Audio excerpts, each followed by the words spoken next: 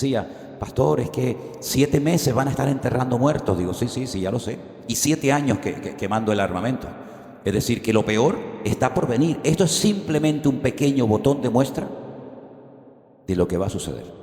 Un pequeño botón de muestra. Pequeño botón de muestra. Sí, esto no ha hecho más que empezar.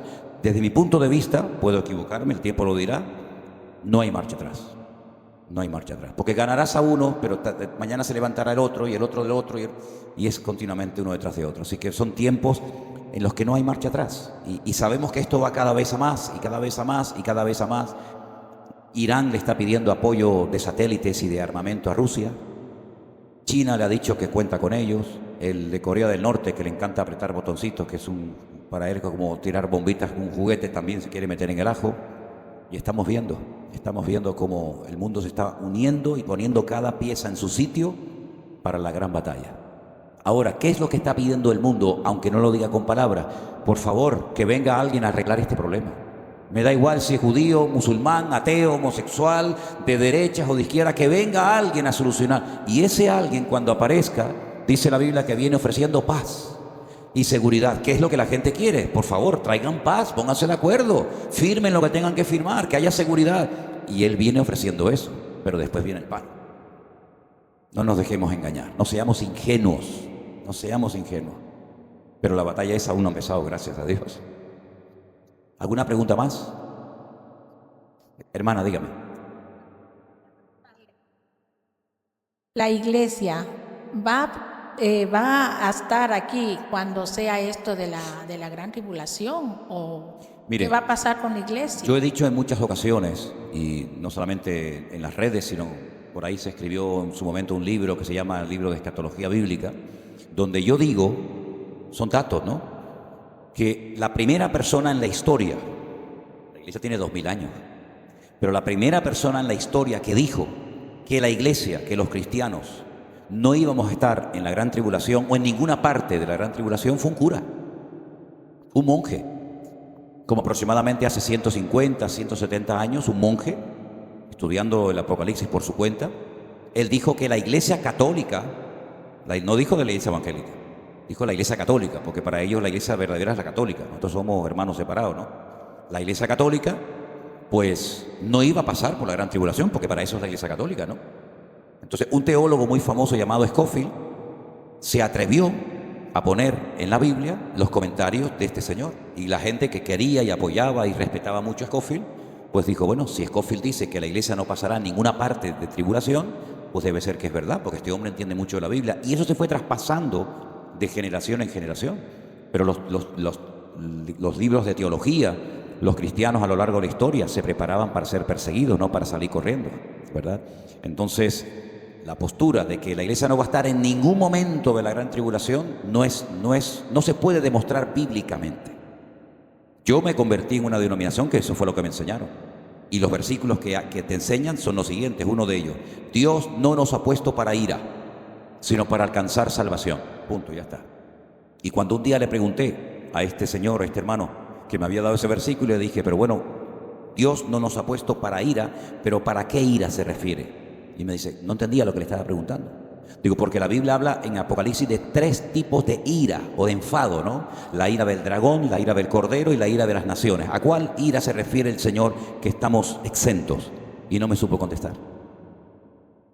¿Y a cuál ira estamos? De la ira del Señor. Dios no está irado con nosotros. Nosotros somos su pueblo, somos real sacerdocio, nación santa, pueblo adquirido por Dios. Pero si nosotros ahora mismo, en vez de estar aquí, en esta reunión en Bélgica, estuviéramos ahora mismo en Corea del Norte, estuviéramos ahora mismo en Irán, no podríamos hacer esta reunión. Bueno, la podríamos hacer, pero jugándonos la vida. Entonces, la iglesia nunca ha estado exenta de la ira de las naciones. De hecho, han muerto millones de hermanos nuestros en Irán, en Pakistán, en Arabia, en muchísimos lugares. El diablo se ha ensañado contra los creyentes a lo largo de la historia. ¿O es que los cristianos que murieron en el siglo I en la arena del circo romano, quemados, devorados por las fieras, eran peor cristianos que nosotros? Yo creo que es al revés. Yo creo que eran mejor que nosotros. Yo no sé si nosotros hubiéramos aguantado esa presión. No lo sé. Porque es muy fácil ser cristiano en Bélgica o en las Islas Canarias debajo de una cocodera, ¿no? Sí, claro. Sí, pero ahora nuestro cristianismo lo viviríamos así, abierto, sin miedo, abiertamente en Irán, por ejemplo. Ahora ha venido a España a vivir un matrimonio, él es argentino, ella es de Irán, ella fue musulmana, se convirtió y han trabajado en Turquía durante muchos años evangelizando y ganando musulmanes. Y ganaron unos cuantos en la iglesia clandestina. Ahora Turquía los ha deportado, les ha dicho que no pueden seguir predicando el evangelio allí y les amenazaron que la deportarían a Irán. Claro, imagínate, una chica en las redes sociales, cristiana, yendo a Irán, nada más llegar al aeropuerto ya te matan allí nada más llegar. Y se han venido a vivir a España, a Barcelona, para evangelizar y para enseñar a las iglesias a ganar musulmanes, cómo se habla con un musulmán, qué se puede decir, qué no se puede decir, etcétera. Y ellos hablan de que en Irán hay hermanos que están muriendo por la fe en el Señor. El otro día, quiero decirles que esta finca que estamos acondicionando en Alicante, hay un pastor de Perú, que yo lo conocí en Israel. Él vino para echarnos una mano, de hecho va a estar allí un mes trabajando y me dijo, ¿puedo traer a mi hijo y a su esposa que viven en China? Viven en China porque fueron a hacer un doctorado, le dieron una beca y han venido y están allí el padre, el hijo y la nuera. Y le pregunté al muchacho, oye, ¿qué tal el evangelio? ¿Qué tal la iglesia en China? Y me dijo, bueno, la iglesia está, los hermanos en China estamos. Dice, de hecho yo era miembro, yo asistía a una iglesia de 1000 miembros.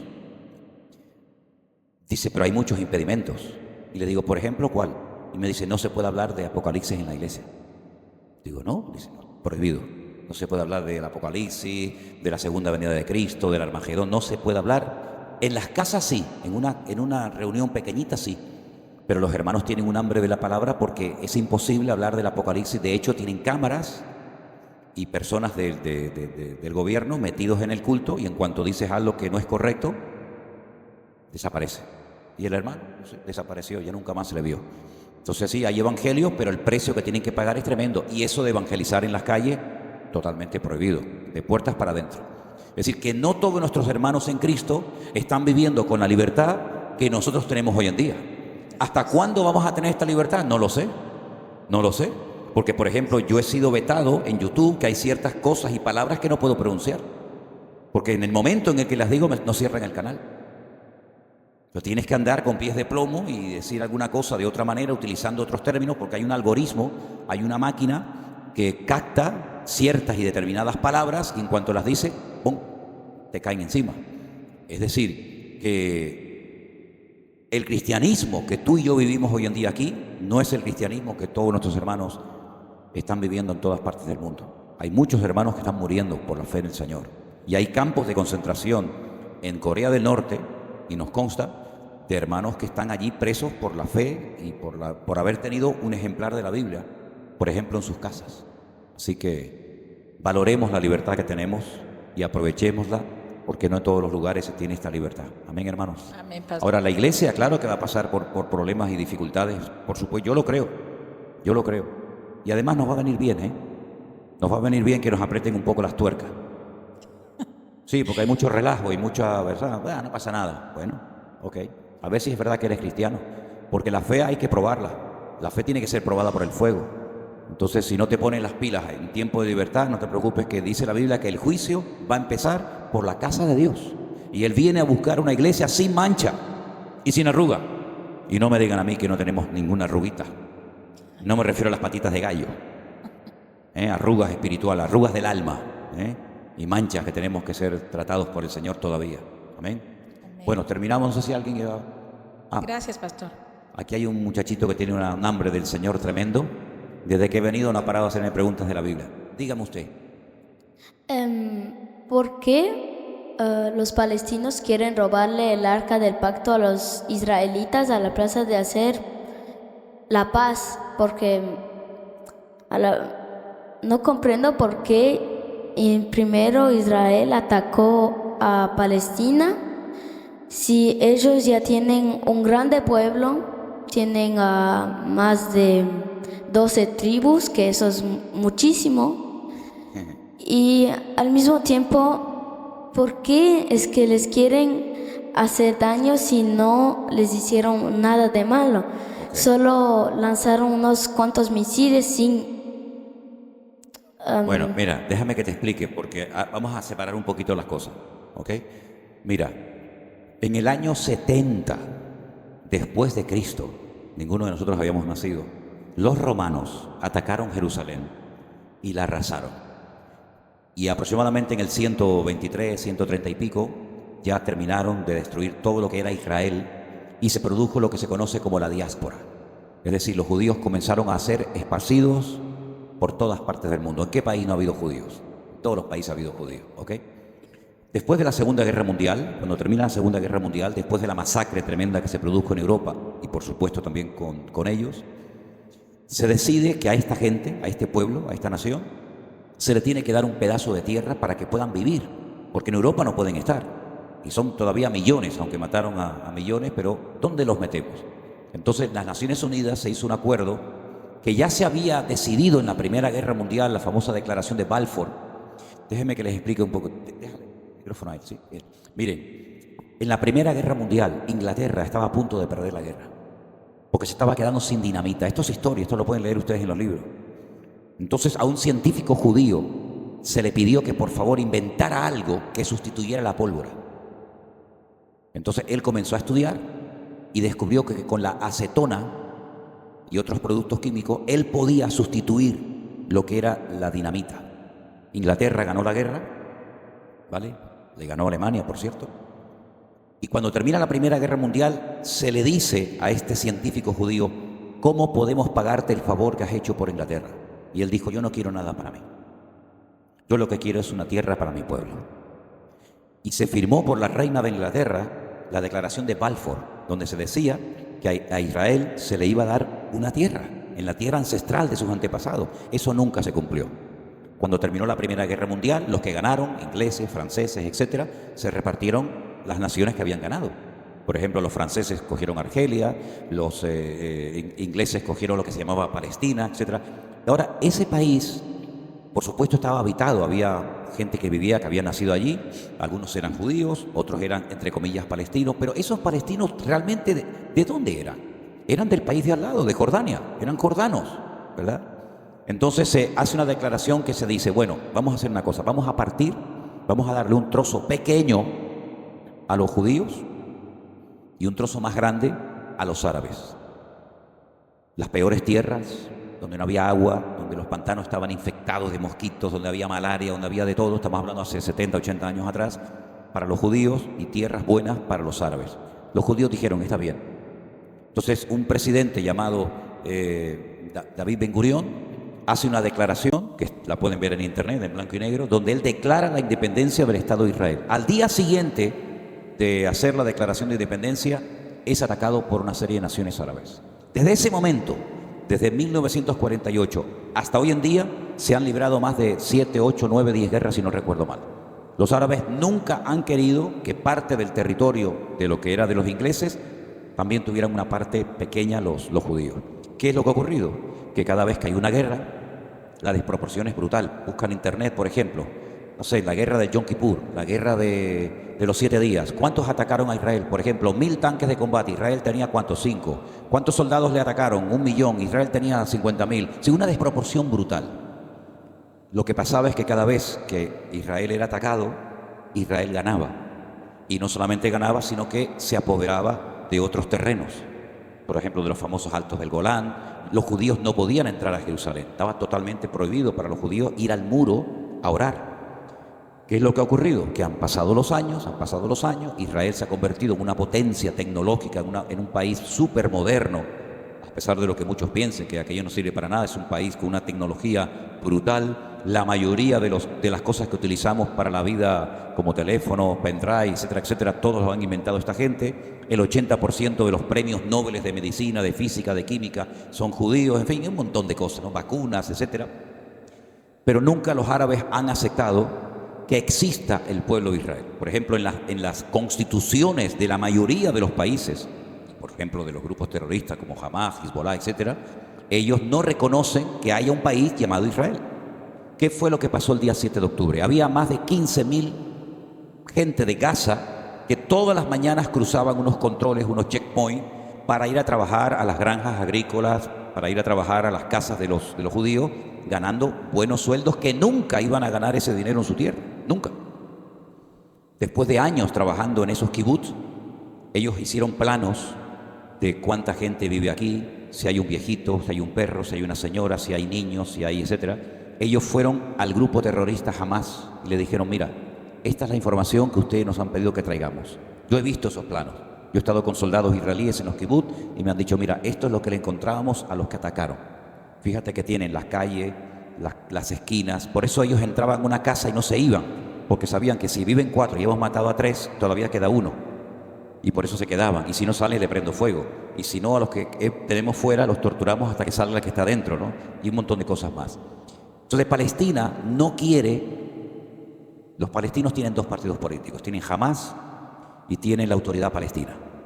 La Autoridad Palestina ganó en Gaza, pero los de Hamás les atacaron, hicieron un golpe de Estado y los tiraron por el balcón y mataron a 100 y pico políticos de la Autoridad Palestina, y la Autoridad Palestina se tuvo que trasladar su sede central a la ciudad de Ramallah. Así que la Autoridad Palestina está en Ramallah con Mahmoud Abbas, y el grupo Hamás, que son más guerreros, tienen su sede en la ciudad de Gaza, ¿no? Allí en la costa.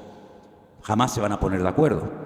El día 7 de octubre, con toda esa información que recibieron, aprovechando que había una fiesta en el desierto a 1,5 kilómetros de la frontera con Gaza, mientras los chicos estaban drogados y borrachos y después de haber pasado toda la noche, reciben un ataque. En ese día lanzaron 2.000 cohetes y se infiltraron 3.500 palestinos, algunos de ellos terroristas, otros eran civiles, porque les ofrecían $10.000 por cada persona secuestrada y un apartamento.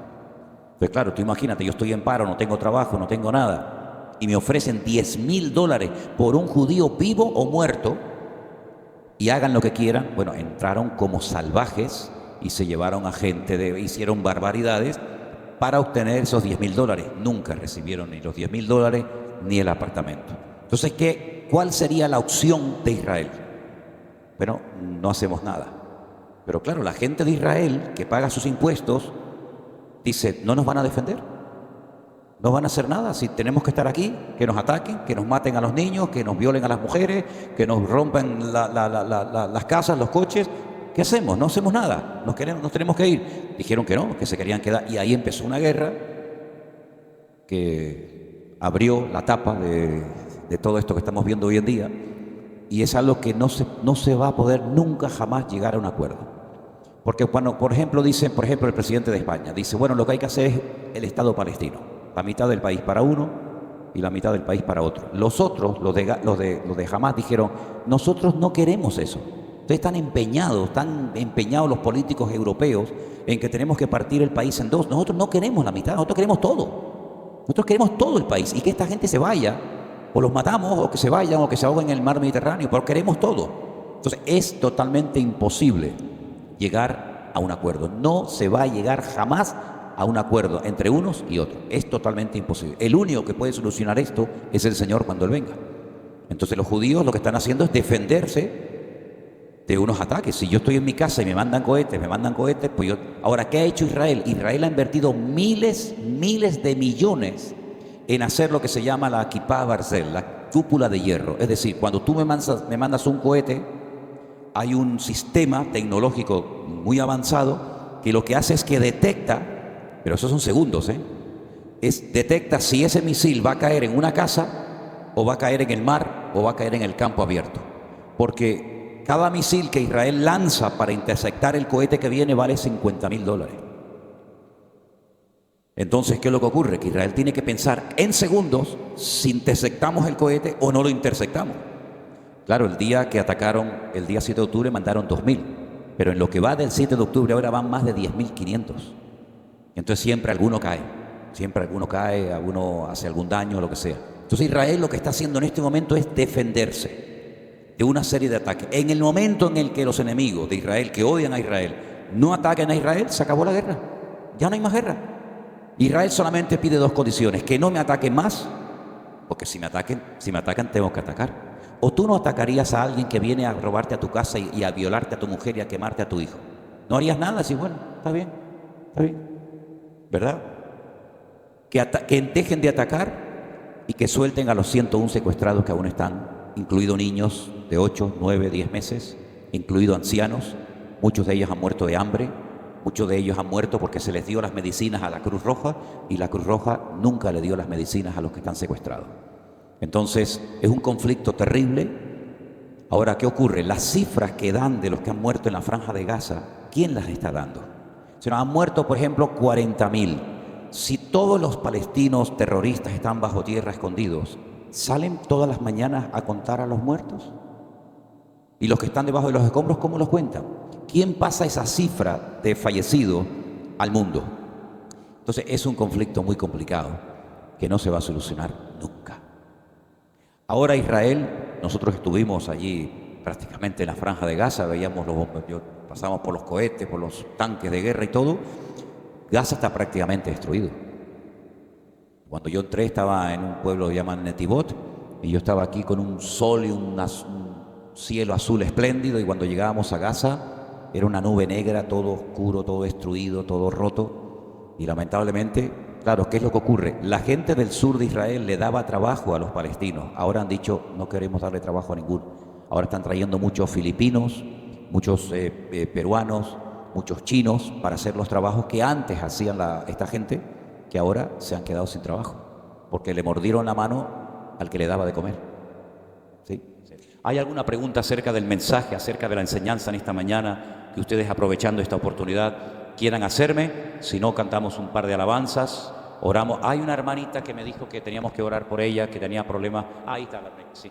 Problemas con sus manos, ¿no? Sí, bueno, ahora oramos por usted y por cualquier petición que pueda haber, pero no quiero que nadie se vaya con alguna duda, alguna pregunta que usted quisiera hacer acerca de, ya digo, del mensaje que hemos. No me pregunto por los extraterrestres ni por los dinosaurios, porque yo no he hablado de eso esta mañana, ¿de acuerdo? He hablado de lo que he hablado. A ver, ¿alguien quiere preguntar algo? Levante su mano y nuestro hermano Humberto le acerca el micrófono. Pastor, ahí en el texto que hemos hablado, capítulo 12, versículo 14. De Apocalipsis. Sí, lo que venimos estudiando, y dice, y se le dieron a la mujer, a Israel, las 2 alas de la gran águila, que volase delante de la serpiente al desierto. Prácticamente está diciendo que en ese momento, cuando el pueblo va a huir, será por un avión o vía terrestre, o sea, porque... Mire, en la Biblia hay muchos animales que no eran animales, digamos, reales, que nunca existieron, pero se utilizan como ejemplo de. Le voy a poner varios ejemplos. Por ejemplo, Babilonia, en el Antiguo Testamento, en el libro de Daniel, capítulo 7, si no recuerdo mal, es representado por un león con alas. El imperio de los griegos es representado por un leopardo de 4 cabezas. El imperio romano es comparado con una bestia terrible, con cuernos, con cabezas. Satanás, en el capítulo 12, es representado como un dragón, animal que tampoco, por cierto, existió nunca. Entonces, hay expresiones y hay animales que se utilizan a veces como metáfora de lo que puede ocurrir o representar.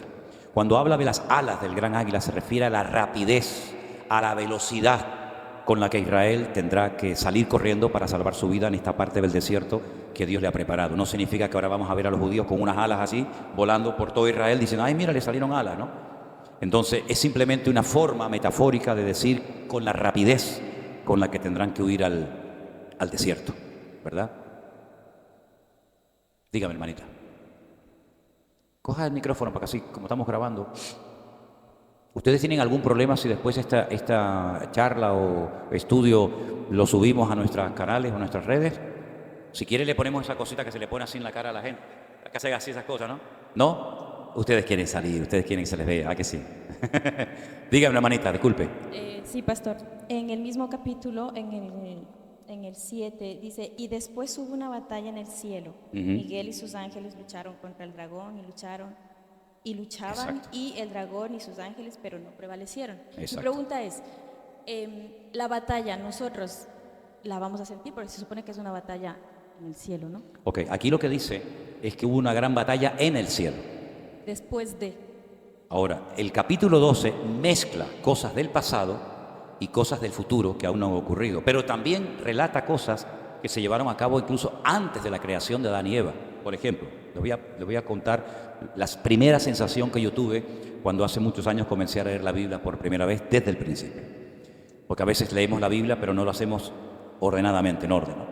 Cuando yo comencé a leer, por ejemplo, hace muchos años, ya digo, el libro del Génesis, a mí me impactó casi instantáneamente algo, y es lo siguiente. Veo a Dios, ¿no?, creando a Adán posteriormente a Eva, ya ha creado los animales, etc. Y de repente en el capítulo 3 me encuentro a un personaje que es Satanás, utilizando, ¿no?, camuflándose en una serpiente, tentando a Eva. Entonces yo pensé que me había saltado algún versículo que no había leído bien, entonces volví al principio y veía a Dios, veía a Adán, veía a Eva, y otra vez me encontraba con este, y yo digo, pero la Biblia no dice que Dios creó a este, ¿de dónde salió? Luego ya existía. Pero ahí no te cuenta que el Señor creó, en este caso a Satanás, que ya estaba en la tierra, ¿vale? Entonces lo que está bien claro es, primero, que la Biblia no está en orden cronológico, no está en orden. Porque cuando se empieza a hablar de cómo Dios creó a Luzbel, la forma como lo creó, las características que le dio, es por allí, por el libro de Isaías y también por el libro de Ezequiel. Sí, pero ya han pasado siglos. ¿Quiere decir que fue allí donde Dios lo creó? No. Lo que pasa, repito, que la Biblia no está en orden cronológico. Entonces, hay un momento, que lo dice el libro de Isaías, que Satanás, viéndose tan hermoso, tan poderoso, tan sabio, porque si Dios se volcó en la creación de algo o de alguien, fue sin lugar a dudas con este personaje. Dice la Biblia que instrumentos de música, de viento, de cuerda, de percusión, sonaron el día que fuiste creado. Y te acabé como el sello de la perfección. Cuando Dios dice que esto es perfecto, ¿cómo tenía que ser? ¿Cómo tenía que ser para que Dios diga esto es perfecto? Acabado en hermosura, lleno de sabiduría. Entonces dice la Biblia que este ser, que parece ser que era como el que más acceso tenía a la presencia del Señor, se enalteció. Y ya sabemos lo que le pasa al que se enaltece, que será humillado. Dice, yo subiré y me sentaré en el trono de Dios y seré como Dios. Dice, si te quieres sentar en el trono de Dios, quiere decir que Dios se va a tener que levantar para sentarte tú. Es un golpe de estado, diríamos hoy en día, ¿no? Entonces Dios lo arroja de su presencia, pero no se fue solo, sino que dice que con su cola, de una forma metafórica, la tercera parte de los ángeles que en aquel momento habían sido creados por Dios para servir al Señor, fueron arrojados a tierra juntamente con él. Dios lo expulsó de su presencia, pero durante mucho tiempo tenía todavía acceso, no autoridad ni influencia, pero acceso a la presencia del Señor. El libro más antiguo de la Biblia no es el Génesis, es el libro de Job. Y dice la Biblia que hay un momento en el que los ángeles, la creación de Dios, se presenta delante de Dios para rendirle cuentas. Y el Señor ve a Satanás y le dice, ¿de dónde vienes? Y le dice, vengo de rodear la tierra. Y le dice, sí, y si das tantas vueltas por la tierra, ¿no te has dado cuenta que por ahí hay un hombre que se llama Job, que es perfecto en sus caminos, que no hay otro como él? Y Satanás lo había visto y le dice, sí, claro. ¿Cómo no va a ser tan bueno y tan bendecido y tan lleno de tu presencia y tal, si tú lo has honrado y lo tienes protegido, lo tienes rodeado? Pero quítale esa protección para que veas cómo te demuestro que él te maldice en tu propia cara. Se ve que Satanás, aunque ya había sido arrojado de la presencia del Señor, todavía tenía acceso a la presencia del Señor. Y hubo una guerra en el mundo espiritual. Prueba de ello, que cuando comenzamos a leer la Biblia desde el principio nos encontramos con una primera y gran incoherencia, y es la siguiente: en el principio creó Dios los cielos y la tierra. Todo lo que Dios crea tiene que ser perfecto, porque Él todo lo que hace lo hace bien. Pero el versículo 2 dice, pero la tierra, que dice en el versículo 1 que ya la había creado, estaba desordenada y vacía, que es una pésima traducción, porque si está vacía no puede estar desordenada. Pero eso es lo que dice en español. Estaba vacía y al mismo tiempo desordenada. Bueno, ¿cómo se desordenó? ¿Cómo se deterioró la creación de Dios? Porque este ser tremendo cayó sobre la tierra. Y dice la Biblia que había una parte, la faz, la cara del abismo, era donde Satanás estaba, y en la otra parte era donde Dios obraba y donde Dios trabajaba con el hombre, ¿verdad? Lo cual quiere decir que esa guerra espiritual existió antes de y seguirá hasta el final de los tiempos, con la gran ventaja de que esa batalla ya ha sido ganada por la sangre del Señor Jesucristo. Pero Él fue arrojado de la presencia de Dios. Y si quieren ver la realidad del mundo espiritual, cómo funciona el diablo en el mundo espiritual, sobre todo cuando te pones a orar, vete al libro de Daniel. Y te vas a encontrar a Daniel orando y de repente se le presenta el arcángel, uno de los arcángeles le dice, desde que te pusiste a orar al principio, tu oración subió. Sí, pero yo no solamente quiero que mi oración suba, sino que la respuesta venga. Dice, pero el príncipe, en este caso de Persia, porque era el reino que gobernaba en ese momento, se me opuso y tuve que decirle a Miguel que me ayudara, y yo he venido para hacerte saber las cosas que han de suceder pronto. Y ahí te das cuenta que hay un conflicto, una guerra espiritual brutal. Yo creo que en este momento todo lo que está pasando en el plano natural es simplemente una sombra, es un reflejo de lo que está pasando en el mundo espiritual. Si tú haces con tu mano así, hay una sombra, pero la sombra no soy yo. Por encima de la sombra está la mano verdadera, ¿no?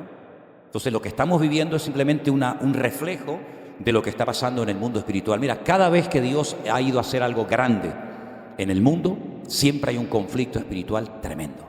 Aparición de ángeles, movimiento de demonios, etcétera, etcétera. Por lo tanto, en los últimos tiempos es verdad que van a ser tiempos difíciles, tiempos peligrosos, tiempos de guerras, de rumores de guerras. Hay una lista tremenda en Mateo capítulo 24 de las cosas que van a aparecer, pero también va a ser un tiempo en el que vamos a ver mucho la presencia y la gloria de Dios, porque va a llegar un momento que todos nuestros recursos no van a ser suficientes para poder sobrevivir en esta etapa de la historia. Yo creo que vamos a ver momentos en nuestras casas en la comida se va a multiplicar. Señor, ya no tengo más, ya no tengo más comida. Y en ese momento vamos a orar y Dios va a multiplicar, como lo hizo antaño. Estoy plenamente convencido. Cuando aquella pobrecita viuda dice, ya no tengo nada más, dice, yo he venido para proveer tu necesidad. Así que yo creo que vamos a entrar en una etapa muy, muy interesante, pero hoy tenemos una gran ventaja, y ahora te doy lugar, y es que tenemos los medios de comunicación, que a veces más que informar nos desinforman, pero por lo menos en tiempo real podemos ver lo que está ocurriendo en la otra parte del mundo y saber que la palabra se está cumpliendo de una manera tremenda, ¿verdad? Hermanita. Pastor, los acontecimientos en Israel, cuando haya la guerra, todos los creyentes, los que vivan allá, van a tener que huir y van a estar allá presentes, ¿verdad? Pero ¿qué pasa con el resto de los creyentes que están fuera de Israel? ¿También ellos van a ser atacados? Porque si no, entonces solamente son los que están en Israel. Bueno, la Biblia en el capítulo 12 de Apocalipsis que leímos hoy, dice que los que huyen al desierto donde el Señor los va a guardar y a proteger de una manera sobrenatural, es a la mujer, es decir, al pueblo de Israel, pero viendo que no ha podido con ella, después va a hacer guerra contra el resto de la descendencia de ella. ¿Y dónde está esa descendencia? ¿Solo en Israel? ¿Y nosotros dónde nos metemos? Es decir, que la persecución de los cristianos va a ser en cualquier lugar donde haya un cristiano. ¿O qué se creen? ¿Que todos estos que están por la calle con el teléfono en la mano no están esperando la orden para decir a por ellos? Nosotros hemos recibido el mes pasado 7.000 musulmanes en una isla que viven 3.000 personas. En una isla que es así, que es la isla del Hierro, donde viven 3.000 personas muy mayores, hemos recibido 7.000. Y cuando bajan de las barcas, no bajan hechos polvo, destruidos, sino bajan con su iPhone, bien fuertes, llamando a la madre, ya llegué, ya estoy aquí. Allí está la Cruz Roja, la Guardia Civil, la policía, este y el otro. ¿Y esos jóvenes a qué vienen? Si no hablan el idioma, si no van a trabajar en nada, y lo sabemos, ¿a qué vienen? Si la inmensa mayoría de ellos son musulmanes, ¿a qué vienen? A conquistar lo que ellos dicen que nosotros les hemos quitado. Porque ellos tienen dos formas de conquistar. Por ejemplo, quieren empezar por España. Ellos lo llaman el Andalus, porque España, y es la realidad, durante 800 años fue territorio musulmán. Mahoma venía desde Medina. Mahoma fue una persona que utilizó la violencia para extender el Islam. No fue como el Señor Jesucristo, que utilizó la palabra. Mahoma utilizó digamos, los conflictos, la guerra, ¿no? Y él fue conquistando, saltaron a España, conquistaron poco más de la mitad de España y estuvieron 800 años. Y los árabes que en aquel momento estaban en España no eran tan agresivos, no eran malos. Ellos fueron, por ejemplo, los que trajeron la aritmética. El número 0 no existía. Utilizábamos los números de los romanos y eran personas muy cultas. Por ejemplo, hay un famoso rabino que yo he leído todos sus libros, que nació en Córdoba, en la ciudad de Córdoba, en Andalucía, que se llamaba Rambán, o Moisés Maimónides, que él todos los escritos que hacía los escribía en árabe. Era una cultura muy... Pero cuando llegaron estos a imponer el Islam, pues todo cambió radicalmente, ¿no? Entonces comenzó una persecución tremenda y bueno, ellos fueron expulsados. El último lugar, el último reducto que les quedó a los musulmanes fue la ciudad de Granada. Perdieron el califato, perdieron Córdoba, perdieron todo. Y en Granada los reyes católicos, que eran terribles, los reyes católicos eran todo menos católicos. Tenían una hija que se llama Juana la Loca, que era la Juana para mí la endemoniada. Era Juana la endemoniada. Los reyes católicos le dijeron al que estaba allí en Granada, si te rindes, les perdonamos la vida. Entonces el hijo del califa de Granada salió llorando por las puertas de la ciudad y el padre le dijo, no llores como mujer lo que no has sabido defender como hombre. Se rindieron y los españoles cogieron y les cortaron la cabeza y el cuello a todos. Entonces, ellos siempre han querido vengarse y ocupar otra vez el territorio del Andalus, de España. Y entonces tienen dos sistemas, o la guerra, la yihad, que es lo que ellos llaman la guerra, la yihad. No se olviden que la palabra Hamas, del grupo terrorista Hamas, significa violencia en árabe. Entonces, ellos quieren conquistar Europa de dos formas, o por la yihad o con el vientre de nuestras mujeres. ¿Qué significa eso? Bueno, los europeos cada vez están envejeciendo más. Las naciones, por ejemplo, árabes o los que viven en Europa, tienen un montón de hijos. ¿Qué familia europea hoy en día tiene 4, 5, 6, 7, 8, 9 hijos? Ninguna, ¿no?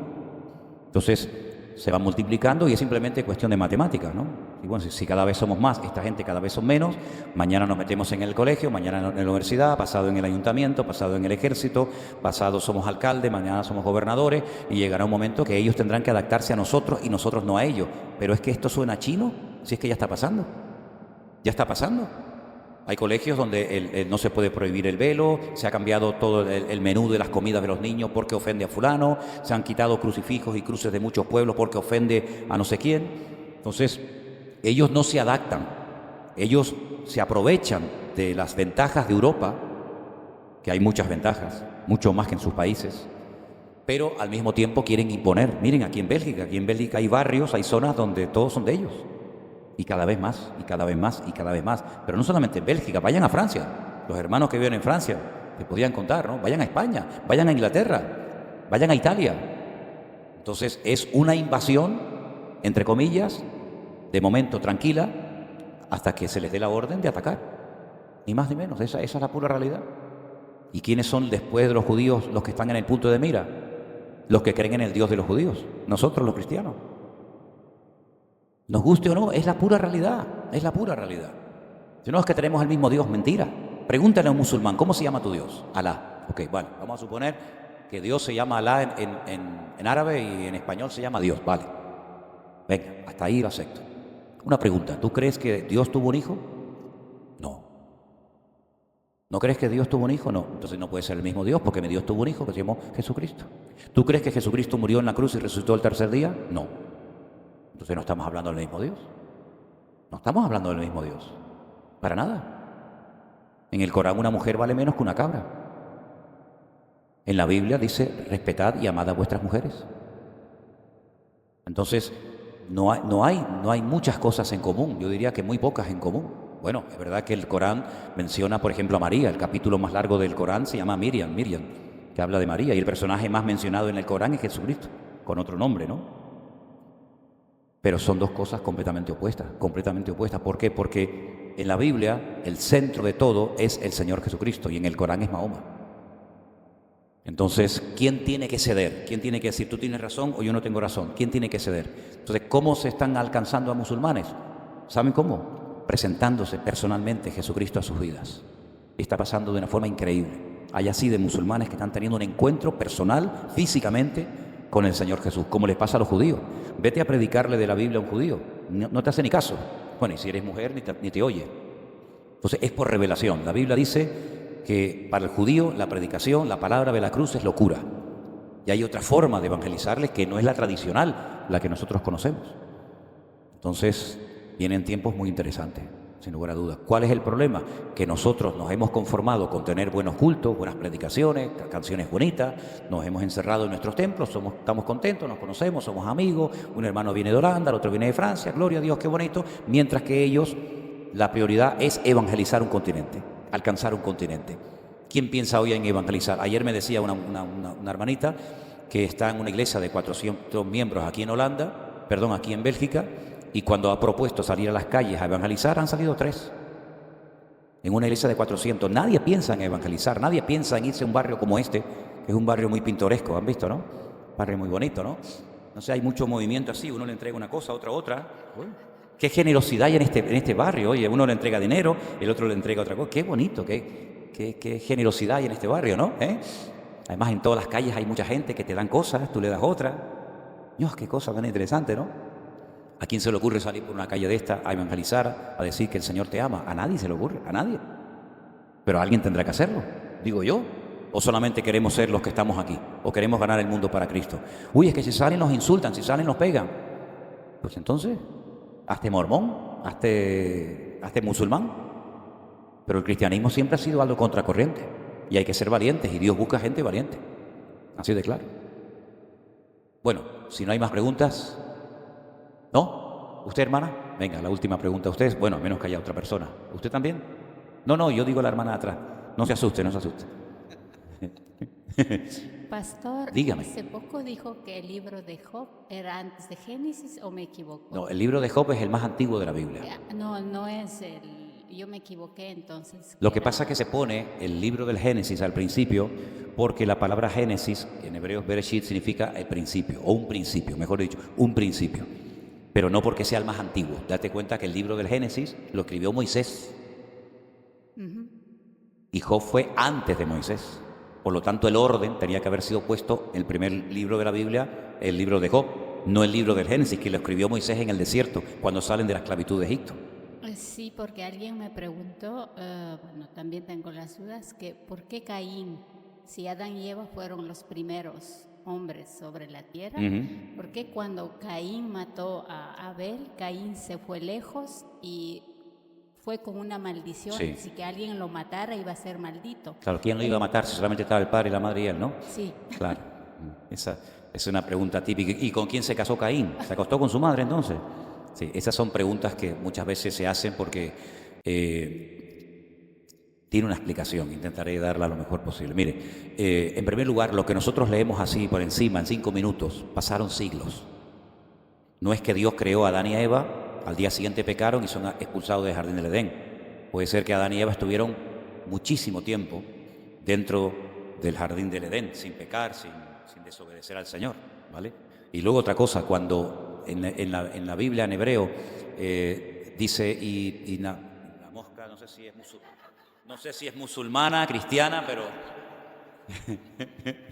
siempre viene al mismo, ¿eh? Nunca va a la gente, siempre viene al mismo, ¿no? ¿Será que soy muy dulce, no? Por no decir otra cosa, ¿no? Bueno, da igual. El Señor la reprenda. Ay, Dios mío. Cuando la Biblia dice que, por ejemplo, Eva se quedaba embarazada y nacía, en hebreo dice y otro más. En español no lo dice, y otro más. Puede ser que nacieron Caín y una hermana. Y nació Abel y otro más. En hebreo hay esa no es una palabra, es como una señal, como una indicación de que hubieron dos en el parto, pero solamente habla de uno, que la hermana no tiene nada que ver. Entonces no es que se acostaron todos con la madre, sino que hubieron muchas personas que habían nacido, y repito, lo que leemos en 10 minutos, pues hubo mucha reproducción, pero la Biblia no habla de todos los habitantes que vivieron en la tierra, sino habla única y exclusivamente de los que tienen que ver directamente con la historia bíblica, ¿vale? Entonces, Caín cuando huyó dice, uy, pero el que me vea me va a matar. Entonces, ¿pero quién te va a matar? Es que ya había nacido mucha gente, había pasado muchísimo tiempo. ¿A qué edad mató Caín a Abel? Lo mató con 70, 80 años, con 100, yo qué sé. Y en ese tiempo hubo reproducción. Uy, pero es que no sabemos los hijos, los nombres. Claro, es que la Biblia no es un libro que te habla absolutamente de todo. Entonces el Señor tuvo tanta misericordia de Caín que le dijo, te voy a poner una marca para que cuando vean esa marca no te maten. Incluso dice que lanzó una maldición contra aquel que matara a Caín, ¿verdad? Así que, ya te digo, la Biblia no cuenta absolutamente todo. Por ejemplo, ¿cómo se llamaban las esposas de los discípulos? No estaban ninguno casado. Hombre, si Pedro tenía suegra, tenía que estar casado, ¿no? O tenía suegra, este era medio tonto, tenía suegra pero no tengo mujer. Aquí hay algo que no me encaja, ¿no? Si tiene suegra es que está casado. Pero ¿y la mujer cómo se llamaba? ¿Y los hijos de Pedro? No me digan a mí que en aquella época, como hoy en día, los judíos no tenían un montón de chiquillos. Pero no se habla nada. Tomás, el dídimo. ¿Saben que Jesús tenía un discípulo que se llamaba el dídimo? ¿Qué significa dídimo? ¿Gemelo? ¿Y el hermano gemelo de Tomás? No sé cómo se llamaba, pero tenía otro hermano. Y las esposas, y los hijos, y los nietos. Hay tantas cosas que la Biblia no dice, ¿verdad? Pero, lógicamente, ahí están, ¿verdad? Entonces, con los primeros habitantes pasa exactamente lo mismo. Sí, tenemos Caín, Abel, y no nació ninguna chica.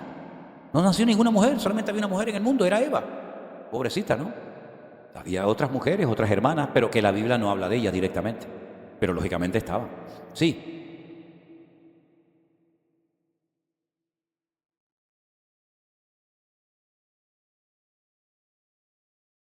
Es que, bueno, ok. Claro. Job vivía si no recuerdo mal, lo dice en el libro de Job, vivía en una zona déjeme un segundo. Claro, es que a veces me hacen preguntas y tengo que ir a la Biblia, lógicamente, ¿no? Job vivía en la tierra de Uz, si no recuerdo mal. Ok, hubo en la tierra de Uz. ¿Esto dónde es Uz? Esto es Kuwait. Y el jardín del Edén no estaba en Kuwait. Entonces, esta historia de este personaje, aunque fue no antes de Adán y Eva, lógicamente, no fue antes de Adán y Eva. Adán y Eva fueron los primeros. Pero Job fue mucho antes que Moisés, y antes que Abraham, y antes que toda esa gente. Pero él no vivía en esa parte del mundo donde Dios va a comenzar a tratar con el hombre, sino que vivía en una zona lejana y distante como era la tierra de Uz, que es hoy en día lo que sería Kuwait. Como por ejemplo Abraham vino de Irak. Abraham vino de Irak, él no era judío. Lo llamaban el hebreo. Pero ¿cómo lo llamaban el hebreo si él no era judío? Si el hebreo es el idioma que hablan los hebreos. Porque Ibrit, que se traduce por hebreo, significa el que viene detrás del río. Ibrit, estaban los dos ríos, ¿no? El Tigris y el Éufrates. Y en medio estaba Mesopotamia, que es tierra entre aguas.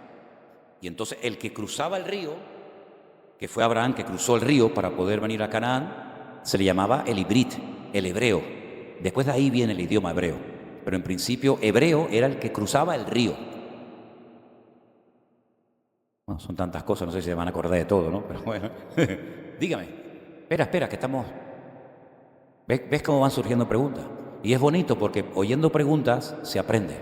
Esto es una especie de pastor online en directo. Pero si yo te escucho decir eso, que Abraham era de Irán. ¿De Irak? Entonces los judíos tienen sangre iraní. Hombre, es que en el Antiguo Testamento dice, tu padre fue... Hay un versículo que el otro día lo leía, creo que era en Jeremías, tu padre fue amorreo o sirio. Es decir, claro, vamos a ver. Ellos son hermanos, no en la fe, pero en sangre. ¿Cómo? Son hermanos de sangre. Mira, descendencia. Abraham no era judío porque Israel todavía no existía. Exacto. No existía ese pueblo. Abraham, si supongamos que era de Ur de los Caldeos, que sería el equivalente a Irak hoy en día, él se casa con una mujer de allí y cuando él viene a Canaán, bueno, ellos no pueden tener hijos, tú sabes que ella era estéril, ¿verdad? Hasta que tiene un hijo, se llamó Isaac, que ya nació allí, nació en lo que sería Canaán. Todavía no se menciona Israel. La primera vez que sale el nombre Israel en la Biblia es en la tercera generación, es con Jacob. Primero fue Abraham, después fue Isaac y después fue Jacob, al que le cambió el Señor el nombre por Israel. Por lo tanto, mira, todos esos pueblos están emparentados. Pero las costumbres también son sí. iraníes. No es que sean costumbres iraníes, son costumbres de Oriente Medio. Por ejemplo, todos comen hummus y se pelean. No, ¿saben lo que es el hummus, no? La pasta de garbanzo.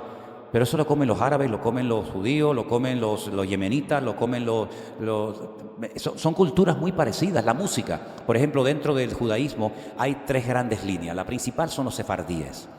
Hay judíos que son sefardíes. Sefarad es España. Saben que España está mencionado tanto en el Antiguo como en el Nuevo Testamento. En el Nuevo Testamento, en la carta de Pablo a los Romanos, dice cuando vaya a España, y pone así España. Pero en el Antiguo Testamento se menciona el nombre antiguo, el nombre bíblico de España, que es Sefarad. Dice que los cautivos de Sefarad poblarán las ciudades del Negev, ¿vale? Y lo menciona en el libro de Abdías. Entonces, los judíos que nacían en España, ¿verdad?, se llaman los judíos sefardíes, son los de origen español y portugués, que son mayoritarios. Luego los que nacían y se criaban en Europa del Este son los askenazíes, que son los polacos, los ucranianos, los rusos, todos esos países. Y luego están los Mizraín, Miriam, Elena, pregúntale a Miriam un momentito. Los Mizraín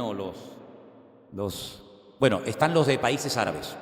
Son las tres grandes ramas: kenazíes, Europa del Este; sefardíes, España y Portugal; y luego están los que vienen de países como, por ejemplo, Arabia Saudita y esos países de tipo árabe, ¿no? Entonces las costumbres son muy parecidas. Ahora, por ejemplo, en el acento, ¿un argentino entiende a un español cuando habla? ¿Cómo que no? Lo que no entendemos somos nosotros a ellos, ¿no? Pero, ¿no? Pero hablamos diferente, ¿verdad? Hablamos diferente. O un ecuatoriano, un boliviano, un chileno, hablamos español, pero luego hay un montón de palabras, un montón de expresiones, el folclore, las costumbres, la gastronomía, tantas cosas que son diferentes, pero nos entendemos. Dentro del mundo del judaísmo hay diferentes costumbres, ¿verdad? Por ejemplo, cuando tú ves a un judío vestido, tú sabes, si entiendes, ¿no? Tú sabes si este es sefaradí o si este es akenazí. Lo conoces al momento, incluso por la forma como oran. Por ejemplo, los judíos askenazíes el hebreo solamente lo utilizan para los rezos, para cuando van a la sinagoga o leen la Biblia. Ellos hablan el yiddish. El yiddish es una mezcla de alemán y hebreo. Es como una especie de idioma inventado por ellos. Y ellos lo hablan, pero los sefaradíes no hablan ese idioma. Sin embargo, yo he conocido en Israel judíos procedentes de los españoles de hace 500 años que hablan el idioma de Cervantes.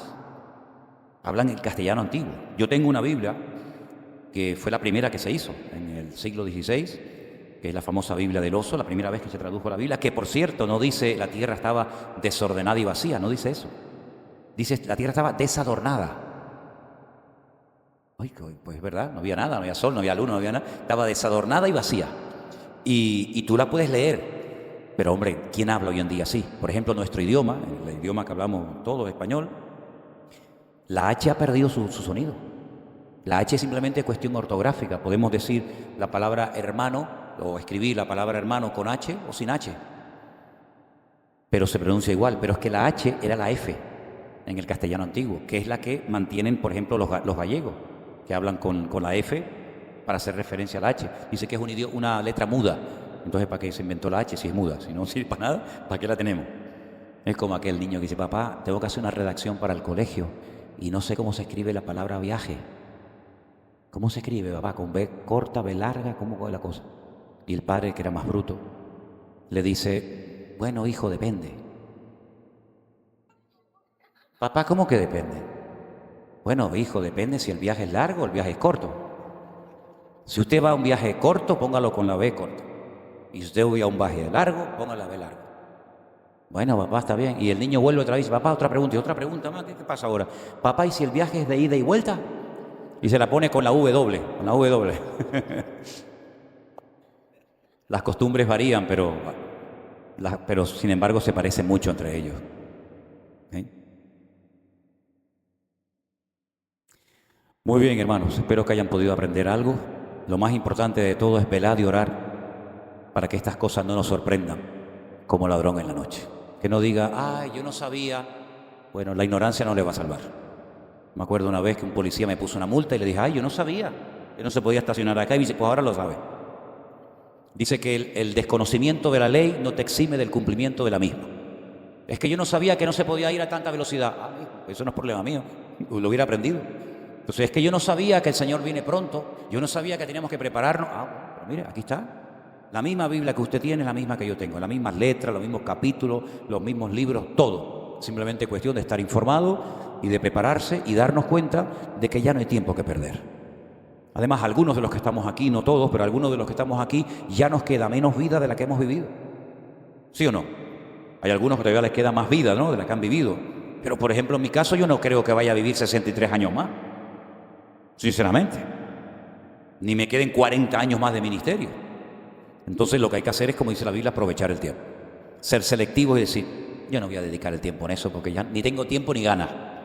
Yo sé que a veces hay una etapa en la vida que uno lo quiere probar y esto y aquello, pero hay momentos en los que ahora, como creyente, uno tiene que decir, eso no conviene, eso no edifica, eso no nos sirve para nada, estamos perdiendo un dinero que lo podríamos invertir en otra cosa y los tiempos se acortan y el Señor... Porque mire, seamos sinceros, lo que hemos leído y predicado durante años en algún momento tenía que cumplirse.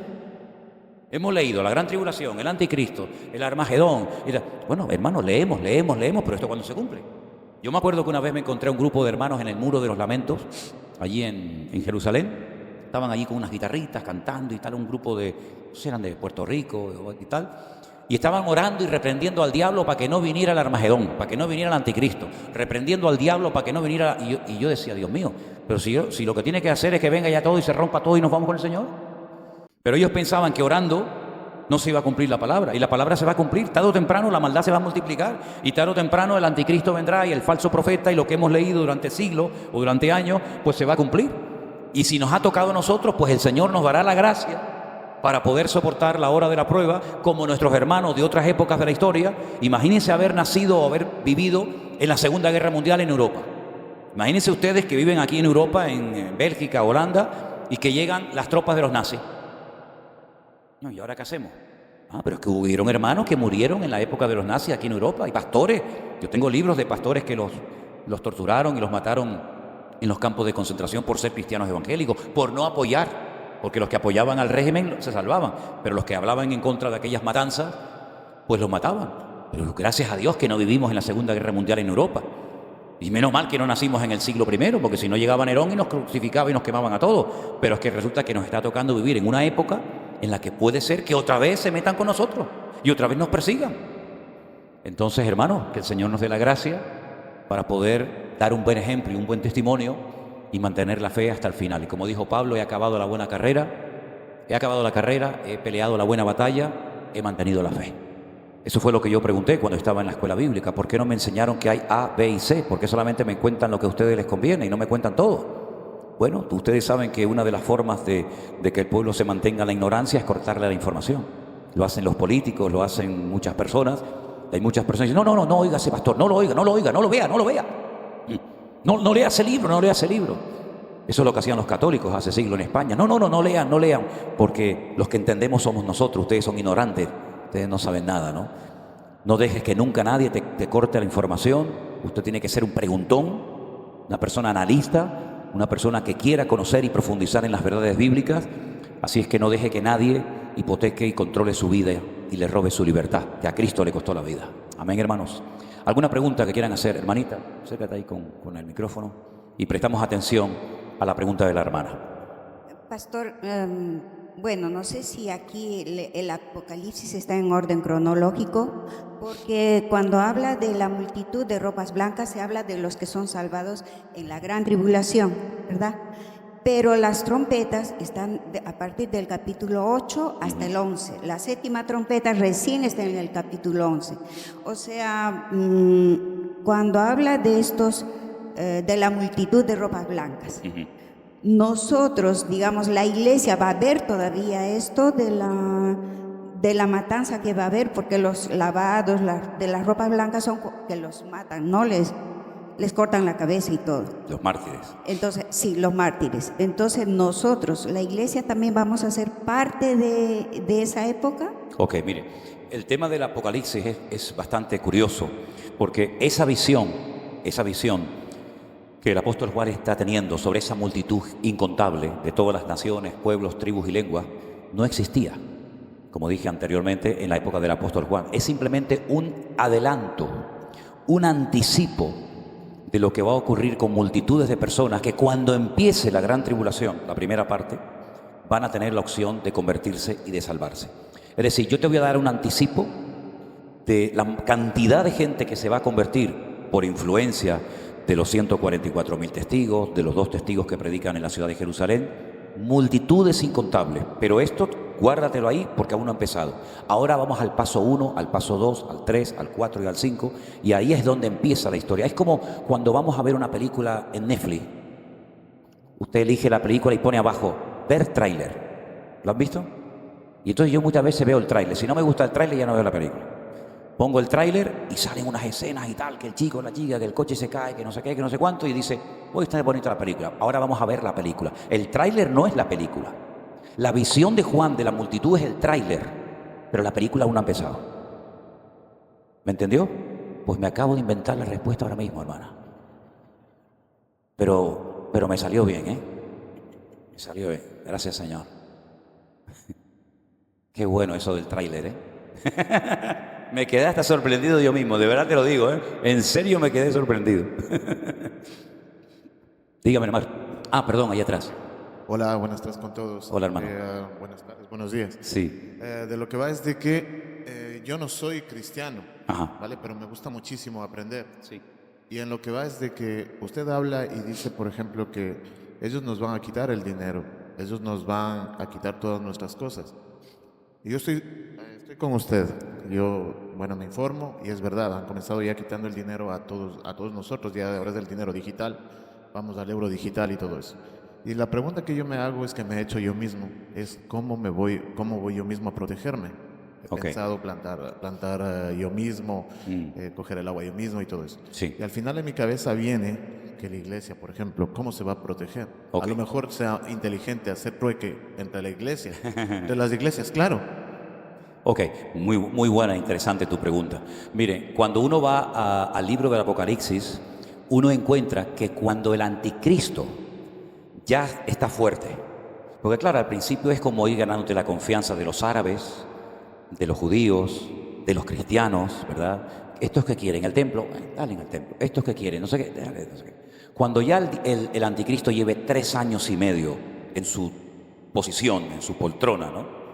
Es cuando él dice, ok, ahora que los tengo aquí en el bolsillo y los tengo a todos controladitos, ahora vamos a hacer algo. Vamos a marcarlos a todos y que nadie pueda comprar ni vender. Y dice que marca a grandes, pequeños, ricos, pobres, esclavos, libres, hasta los niños. Pero eso es en la segunda parte de la gran tribulación. Es decir, ya han pasado los 7 sellos, las 7 trompetas, y ahora es cuando empiezan las copas de la ira. Recuerden que dije que en la 7ª trompeta nosotros nos vamos. Por lo tanto, los que van a entrar en ese periodo terrible de control mundial de la economía, porque incluso alguien ha dicho que ese pequeño microchip que ya lo han inventado, está alimentado, pues claro, uno dice, bueno, pero me meten esto, pero ¿esto cómo se alimenta? Algunos han dicho que tiene una pequeña batería, una pequeña pila de litio, de tal manera que si alguien dice, uy, me voy a quitar esto, al abrirlo te envenenas la sangre y te mueres al momento. Pero por otra parte, emite una pequeña señal localizada por satélite, de tal manera que saben en todo momento dónde tú estás. Como por ejemplo, ahora pueden saber dónde estamos simplemente si hemos encendido nuestros teléfonos. El otro día se produjo algo increíble que no había pasado nunca en la historia de la humanidad, cuando el grupo terrorista Hezbollah se dio cuenta de que Israel estaba controlando. Cuando ustedes van a Israel van a ver en muchos lugares los Zeppelin, esos globos gigantes, son para controlar las comunicaciones de la gente. Entonces Hezbollah dijo, nos están controlando porque el teléfono emite y recibe, el beeper solamente recibe. Pero el beeper es una tecnología de los años 80 o 90 como mucho, ¿no? De hecho tuvimos una, ¿no? ¿Verdad? Más o menos así. Entonces los de Hezbollah dijeron, bueno, si solamente recibimos señal, es la mejor manera de comunicarnos entre nosotros. Vamos a comunicarnos por el beeper. Israel así, en cuestión de poco tiempo, creó una empresa ficticia cuya sede estaba en Taiwán, que vendía todavía beeper. Hoy en día no vende nadie, pero ellos crearon una empresa ficticia en Taiwán. Esta gente dijo, bueno, vamos a comprarla a los taiwaneses.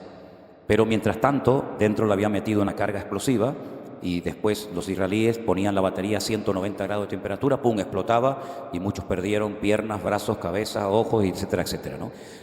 Es decir, todo ese control de la humanidad en cuanto al aspecto económico va a ser en la segunda parte de la gran tribulación. Como cristianos, como creyentes, por la información que nos da la palabra de Dios, nosotros ya no vamos a estar en esa etapa. Ahora, si usted no es cristiano, mi consejo es que se convierta lo antes posible, porque por mucha agua que usted guarde, yo estoy guardando mucha agua y mucha comida, le digo de paso, pero es que yo estoy en esta parte, no voy a estar en la otra, porque por mucha agua y por mucha leche en polvo y por mucho dulce de leche que usted almacene, no le va a servir de nada. Porque primero, para comprar todo eso, o lo ha tenido que comprar antes, pero ¿sabe lo que pasa? Es que el mundo espiritual se va a revolucionar de tal manera que la gente que se quede en la segunda parte de la gran tribulación están totalmente desprotegidos. ¿Cómo nos vamos a proteger los cristianos? Primeramente, dice, nuestra fe ha vencido al mundo. Por otra parte, lógicamente, también tenemos que tomar medidas preventivas. Lo que está bien claro es que no vamos a ser el idiota, ¿no? También tenemos que ser prudentes, ¿no? Pero es que en la segunda parte de la gran tribulación no hay ninguna posibilidad de salvarse. Estás totalmente como un barco sin timón. No tienes protección. Y es cuando el anticristo dice, bueno, ahora que no están los cristianos, porque los cristianos hay 2 cosas con las que se nos compara. Y son muy interesantes tenerlas en cuenta, con la luz y con la sal. La luz, bueno, pues sin luz no se puede vivir. El proceso de fotosíntesis no se podía producir si no hay luz. Pero sin sal, en aquellos tiempos tampoco se podía vivir. Porque cuando un pescador o cuando una persona mataba a una serie de animales, no había congeladores, no había nevera, no había frigorífico. La única manera de prevenir el proceso de descomposición de las carnes o de los pescados era salándola. De ahí viene la palabra salario. A la gente se le pagaba con un poquito de sal, porque la sal era un valor, era como tener frigorífico en la época bíblica, ¿no? Y de hecho, hasta hoy en día, cuando vas a una casa, hacen así, coges pan, lo mojan en sal y te dan pan mojado en sal, del valor tan grande que tenía la sal, ¿no? Pero al no estar los cristianos, al no orar los cristianos por el mundo, por las naciones, al no estar la iglesia, al no estar los hijos de Dios, el diablo dice, ahora tengo carta blanca. Ahora los cristianos no están, nadie ora en contra de la corrupción del mundo y ahora es la mía. Y es cuando Él comienza a marcar a la gente y millones de personas van a morir, millones de personas. Pero porque dice que las aguas se van a contaminar. Muchas fuentes de agua, literalmente la Biblia dice que pasará lo que pasó en Egipto, que se convertirán en sangre. Entonces yo tengo 500 litros de agua almacenada y ahora resulta que cuando voy a beber se me ha convertido en sangre. Y es que eso es lo que va a ocurrir. Es decir, toda esperanza, toda posibilidad de decir, yo estoy protegido, a mí no me pasa nada, yo tengo mi zulo debajo de tierra, yo tengo mi comida, se va a desvanecer, porque capaz que abres un bote de comida y está todo lleno de gusanos. Y dice que no habrá lugar en la tierra, dice que la gente buscará la muerte y huirá de ella, no la encontrará. Me quiero morir, se tiran por un barranco y me quiero matar y no puedo, porque el anticristo va por todos. Porque es la última, permítame poner este ejemplo, ¿no? Es la última bala en la recámara del diablo. Es la última posibilidad que tiene. Lo intentó con Nabucodonosor, lo intentó con Hitler, lo intentó con Mussolini, lo intentó con... y fracasó. Esta es la última posibilidad que le queda al diablo de alcanzar tus objetivos. Imagínate, la ira del diablo va a ser brutal, tremenda. Es la primera vez en la historia que el diablo ofrece algo que él no es. Jesús dijo, él es un ladrón que viene a hurtar, a matar y a destruir. Pero cuando venga el anticristo, que es como el representante del diablo, él viene a ofrecer paz y seguridad. Pero ¿cómo va a ofrecer el diablo paz y seguridad si tú eres la persona más desordenada y con menos paz de la tierra? Pero es su última oportunidad. Entonces, te digo con toda honestidad, no hay ninguna posibilidad en la gran tribulación de prepararnos para que no nos afecte. Ninguna.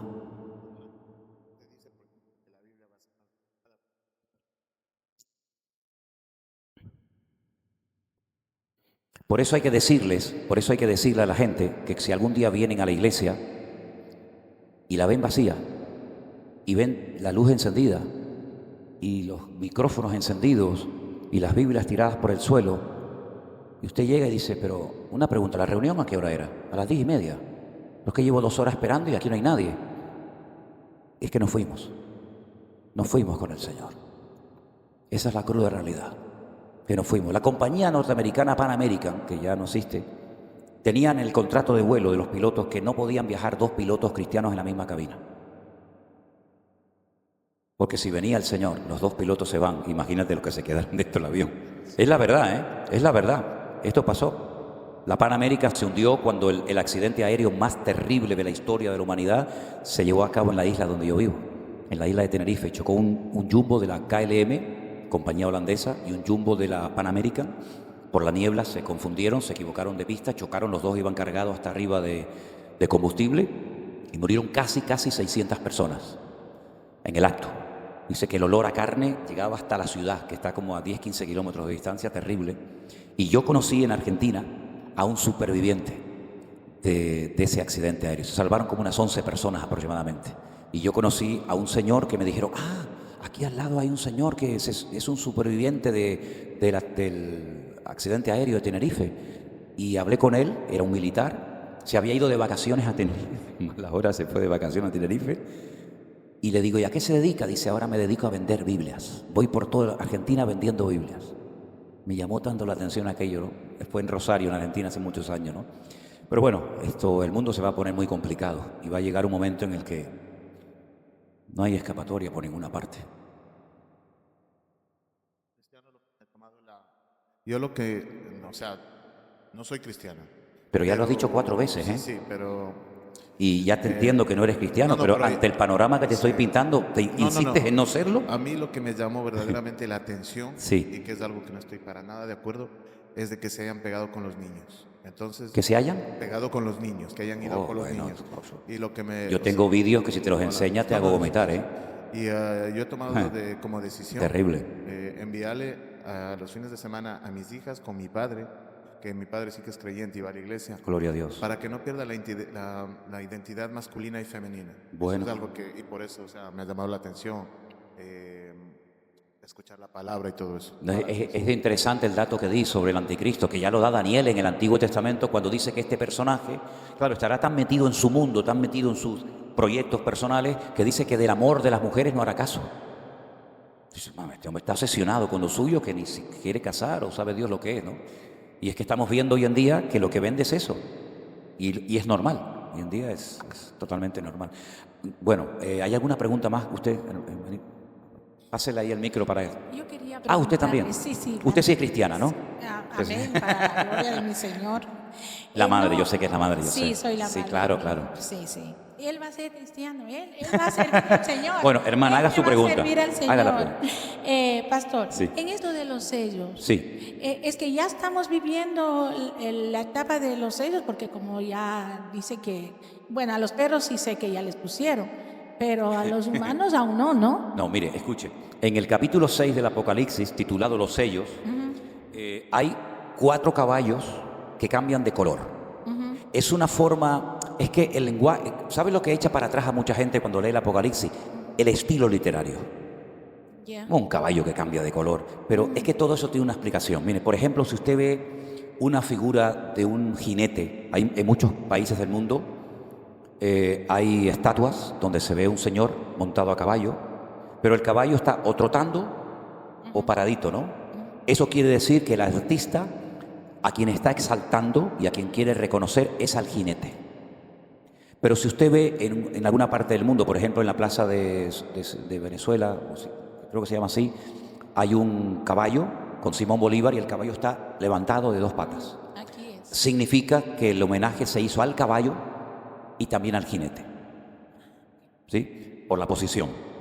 En el libro del Apocalipsis, Juan lo que hace es hablar de un caballo que va cambiando de color, más que un caballo parece un camaleón, ¿no? Un caballo que va cambiando de color, pero indirectamente te está hablando del que lo monta.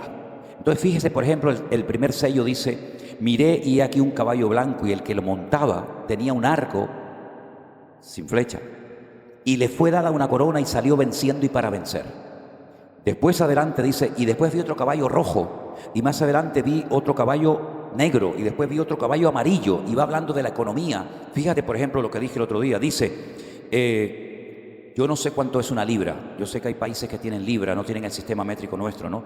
Pero dice que, por ejemplo, 2 libras, que no sé cuánto es eso, casi 1 kilo, ok, gracias hermano, 2 libras de cebada, un denario. Un denario sí sé lo que es. Un denario era lo que se le pagaba a un obrero por trabajar un día.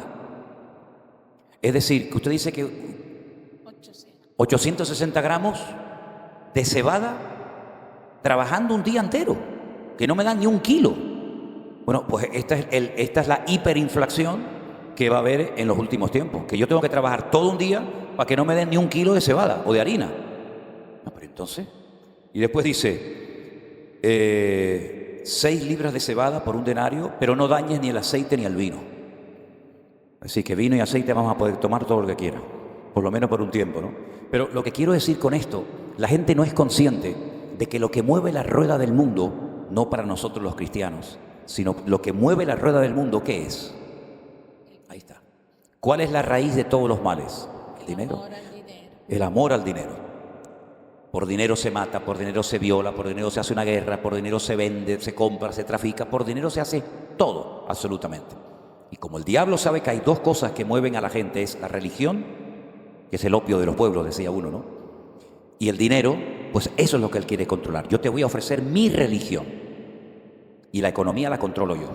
Pues claro, a la gente le tocas o la religión o le tocas la economía, y si no tienen una fe en un Dios vivo están perdidos, no tienen nada. Entonces la gente pues va a entrar. Además, fíjate lo que es curioso. Por ejemplo, vas a viajar y no necesitas llevarte el pasaporte, documentación, el libro de vacunas, nada. Llegas al aeropuerto, pones la mano, pip, pip, adelante, el siguiente, pip, pip, el siguiente. Como sistema, es espectacular. No tienes que llevar dinero, no tienes la excusa así, ay, paga tú que hoy no traes dinero. No, pues te arranco la mano, ya verás cómo tienes dinero, ¿no? Sí, no hay excusa. Sí, tienes ahí todos tus datos bancarios, tienes tu dirección, tu teléfono, tu seguridad social, todo lo llevas ahí encima, ¿no? Entonces, como sistema es espectacular. Y a mucha gente le va a traer todo eso porque forma parte de la tecnología avanzada, ¿no? Y bueno, y tantas cosas. Y todo esto de la inteligencia artificial va a jugar un papel fundamental. Anoche, por ejemplo, me mandaron un vídeo donde estaba Messi, el futbolista argentino, y Cristiano Ronaldo tocando la guitarra, y eran ellos. Claro, notabas algo como una cosa rara, pero tocando la... Sí, ninguno de los dos sabe tocar la guitarra y cantar mucho menos.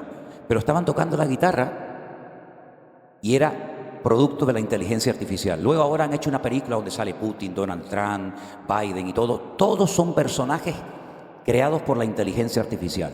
¿Podrá la inteligencia artificial jugar un papel fundamental en los últimos tiempos? No te quepa la menor duda.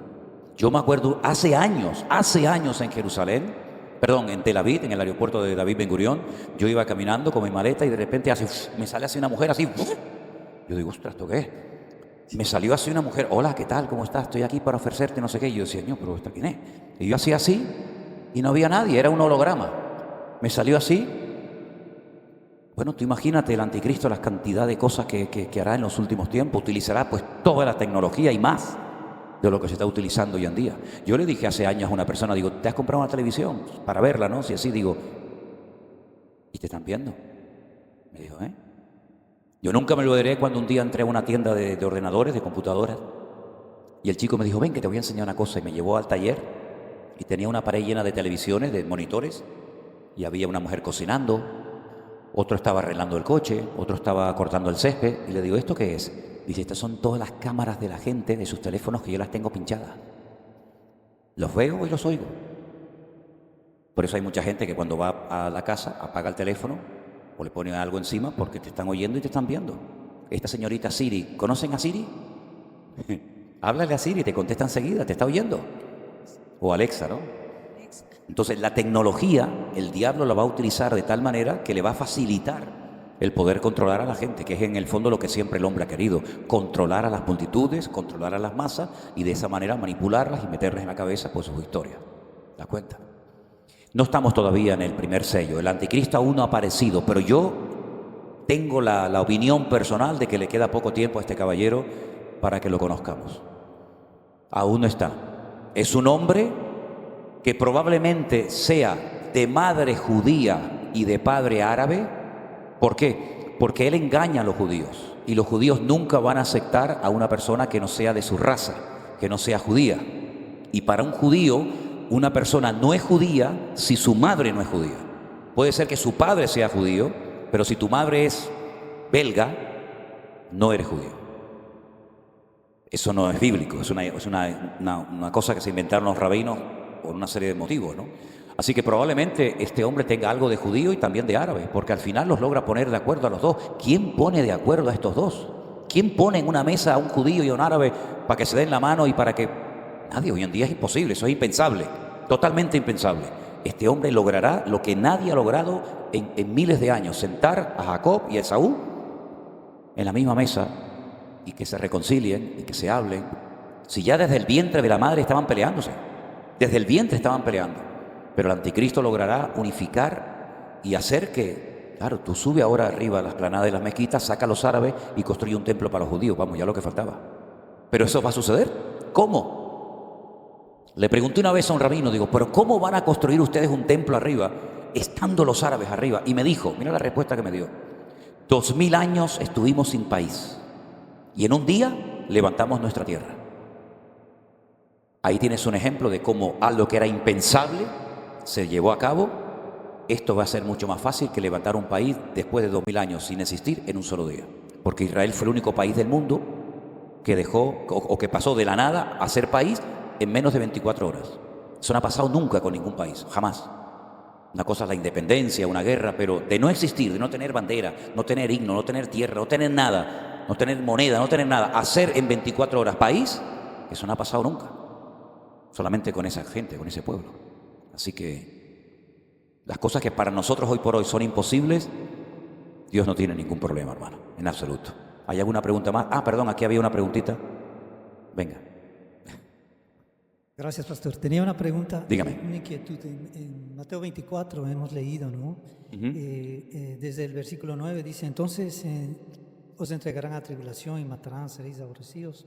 Y luego vemos el 14 que lo leímos también, que dice, y será predicado este evangelio del reino en todo el mundo para testimonio a las naciones y entonces verlo en fin. ¿En qué tiempo está? Esa es mi pregunta. El versículo 14, cuando dice este evangelio del reino, porque en algunos versículos dice, por ejemplo, en Colosenses 1:13, dice, el cual nos ha librado de la potestad de las tinieblas y trasladado al reino de su Hijo amado. El reino de los cielos, el Señor dijo que se había acercado el reino de los cielos. estamos viviendo ya en el reino de los cielos y en qué tiempo está el versículo 14 de Mateo 24, que dice que será predicado este evangelio del reino, por favor. Miren, en Mateo 24, como dije al principio del estudio, es un capítulo comprimido que contiene mucha información que luego en otras cartas, como por ejemplo las de Pablo, los tesalonicenses, el Apocalipsis, etcétera, se va desmenuzando, ¿no? Se va aclarando cosas que el Señor, te da toda la información, pero luego hay que ir aclarando cada cosa en su sitio. No cabe la menor duda de que hay parte de Mateo 24 que ya se cumplió. Cuando el Señor Jesucristo profetizó la destrucción del templo y veis todo esto, no quedará piedra sobre piedra, eso ya forma parte de la historia. Fue una palabra profética en ese momento, pero que hoy en día para nosotros no es profecía, es historia. Porque en el año 70 después de Cristo, Tito, que era el hijo de Vespasiano, el emperador de Roma, entró, arrasó con todo. Se había corrido la voz de que los judíos habían escondido el oro dentro de las piedras y las desmenuzaron. Las hicieron polvo, creyendo que era verdad eso de que el oro estaba escondido en las piedras, y entonces destruyeron el templo totalmente, de arriba abajo. Lo único que quedó en pie, pero no como está hoy en día, sino un trozo de pared que quedó en pie, era el muro de contención, que no tiene nada que ver con el templo. Imagínense una montaña, la aplanamos, pero claro, hay que hacer un muro de contención para que cuando llueva no se nos venga toda la tierra encima. Entonces se hace un muro de contención. Ese es el famoso Kotel Hammaraví, o el muro de los lamentos, que hay una parte que es la original y otra parte, lógicamente, que es reconstruida, porque la ciudad de Jerusalén, la antigua, estaba aquí. Pero ¿cuál era la costumbre de la época? Que se construía sobre lo destruido. Entonces la ciudad de Jerusalén actual está aquí, pero la Jerusalén de la época de Cristo está aquí. Entonces usted está frente al muro y es un muro, bueno, alto, pero tampoco tan alto, ¿no? Claro, pero ahora baja 37 metros para abajo para que veas lo alto que era el muro, ¿verdad? Porque la ciudad subió, no bajó. Eso ya forma parte de la historia. El templo fue destruido, vino una persecución tremenda, pero curiosamente la historia dice, por ejemplo, Flavio Josefo, que fue un historiador judío muy importante, que nos da muchísima información sobre lo que pasó allí. Él dice que apenas murieron cristianos el día de la destrucción de Jerusalén en el 70 después de Cristo, porque ellos sabían que no tenían que estar en Jerusalén porque iba a ser destruida. Sin embargo, murieron 250.000 personas crucificadas en aquellos días, terrible. Todos los tesoros del templo fueron llevados a Roma. Ustedes cuando van, por ejemplo, a Roma, cerca del Coliseo romano, van a ver el famoso Arco del Triunfo de Tito, por donde entraron las legiones romanas, cargando todos los tesoros y trayendo a los esclavos, las mujeres, las personas que traían esclavos de Jerusalén, que venían muchos de ellos a torturarlos y a matarlos en la arena de los circos de los romanos. Con todo aquel tesoro, ellos levantaron un templo, pero a la muerte. El templo de Jerusalén era un templo para la vida, pero con los tesoros del templo construyeron un templo para la muerte, que es el famoso Coliseo romano. Entonces, en el Arco del Triunfo se ve, por ejemplo, a unos romanos llevando la menorá, ese candelabro enorme de oro, se ve, todo eso se ve ahí, ¿no? Entonces, hay parte de Mateo 24 que ya es historia, ya miramos hacia atrás, pero hay otra parte de Mateo 24 que en ese momento era profecía, como por ejemplo que sería predicado este evangelio del reino en todo el mundo. Ahora, el concepto, la expresión el reino de Dios o el reino de los cielos, que es lo mismo, entra con Jesús. Nadie en el Antiguo Testamento empleó la expresión reino de los cielos o reino de Dios. Para aclararnos, ¿qué es el reino de los cielos? ¿Qué es el reino de Dios? Para ponerlo más fácil, el gobierno de Dios, la cobertura de Dios. En el Antiguo Testamento, cuando Dios crea al hombre, le da una serie de leyes, poquitas, pero le dio una serie de leyes. ¿Qué es lo que hace el hombre? Se desconecta, sale del paraguas, sale del gobierno de Dios para identificarse con las mentiras que Satanás le está proponiendo. Si Dios dice no comas, este dice come. Este dice cuando comas te mueres. Este dice cuando comas no te va a pasar nada. Entonces lo que hace es que da un giro, le da la espalda a Dios, se identifica con las mentiras del diablo, creyendo la gran mentira de que lo que pasa es que, claro, él sabe que si como voy a ser como él y le voy a hacer la competencia. Fíjate tú qué ridiculez, ¿no? Pues se identifica con el diablo y sale del gobierno de Dios. Queda el hombre a la deriva. Dios comienza a tratar con la humanidad, pero ya de una manera diferente. Ya el hombre, por ejemplo, comienza a experimentar cosas raras que antes no sabía ni lo que eran. Por ejemplo, comienza a sudar. Antes el hombre no sudaba. el hombre se convierte en un ser mortal, así, de la noche a la mañana. La mujer comienza a menstruar y la mujer comienza a sufrir dolores cuando va a parir. Los animales que antes yo acariciaba ahora son mis enemigos. Y la tierra que antes era tremendamente poderosa, ahora me salen malas hierbas y espinos y cardos. Y comenzamos a ver una serie de cambios tremendos. Entonces ya no están bajo el gobierno, bajo el reino de Dios, sino que entran en una etapa diferente. Vienen los profetas, vienen los reyes de Israel, vienen los jueces, etcétera, etcétera.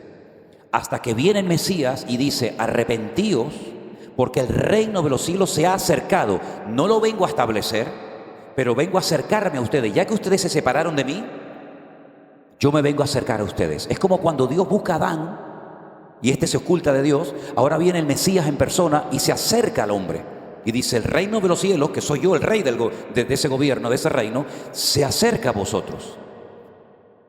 Entonces, cuando el hombre se arrepiente, que es el requisito indispensable para poder formar parte de ese reino, te conviertes en hijo de Dios, no por nacimiento, sino por adopción.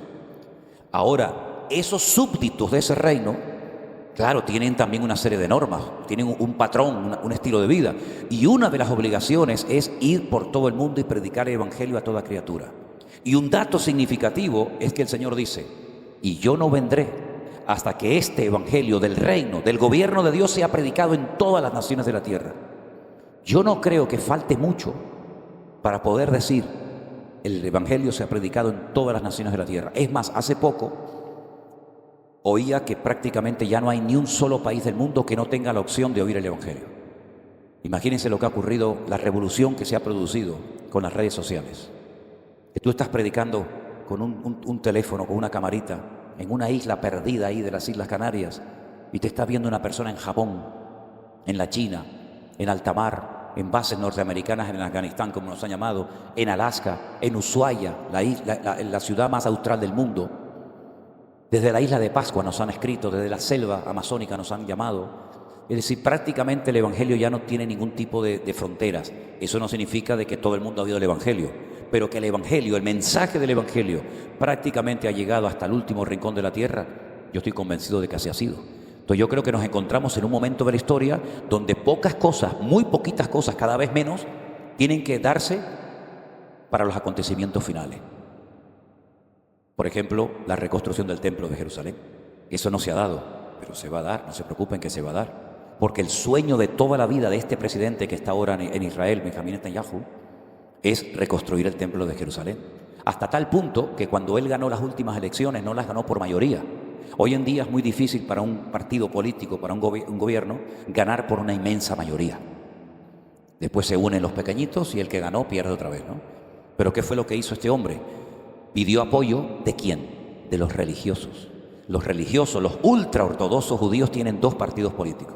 Uno se llama el partido de Shash y el otro ahora mismo no recuerdo. Y ellos son los que le han dado apoyo.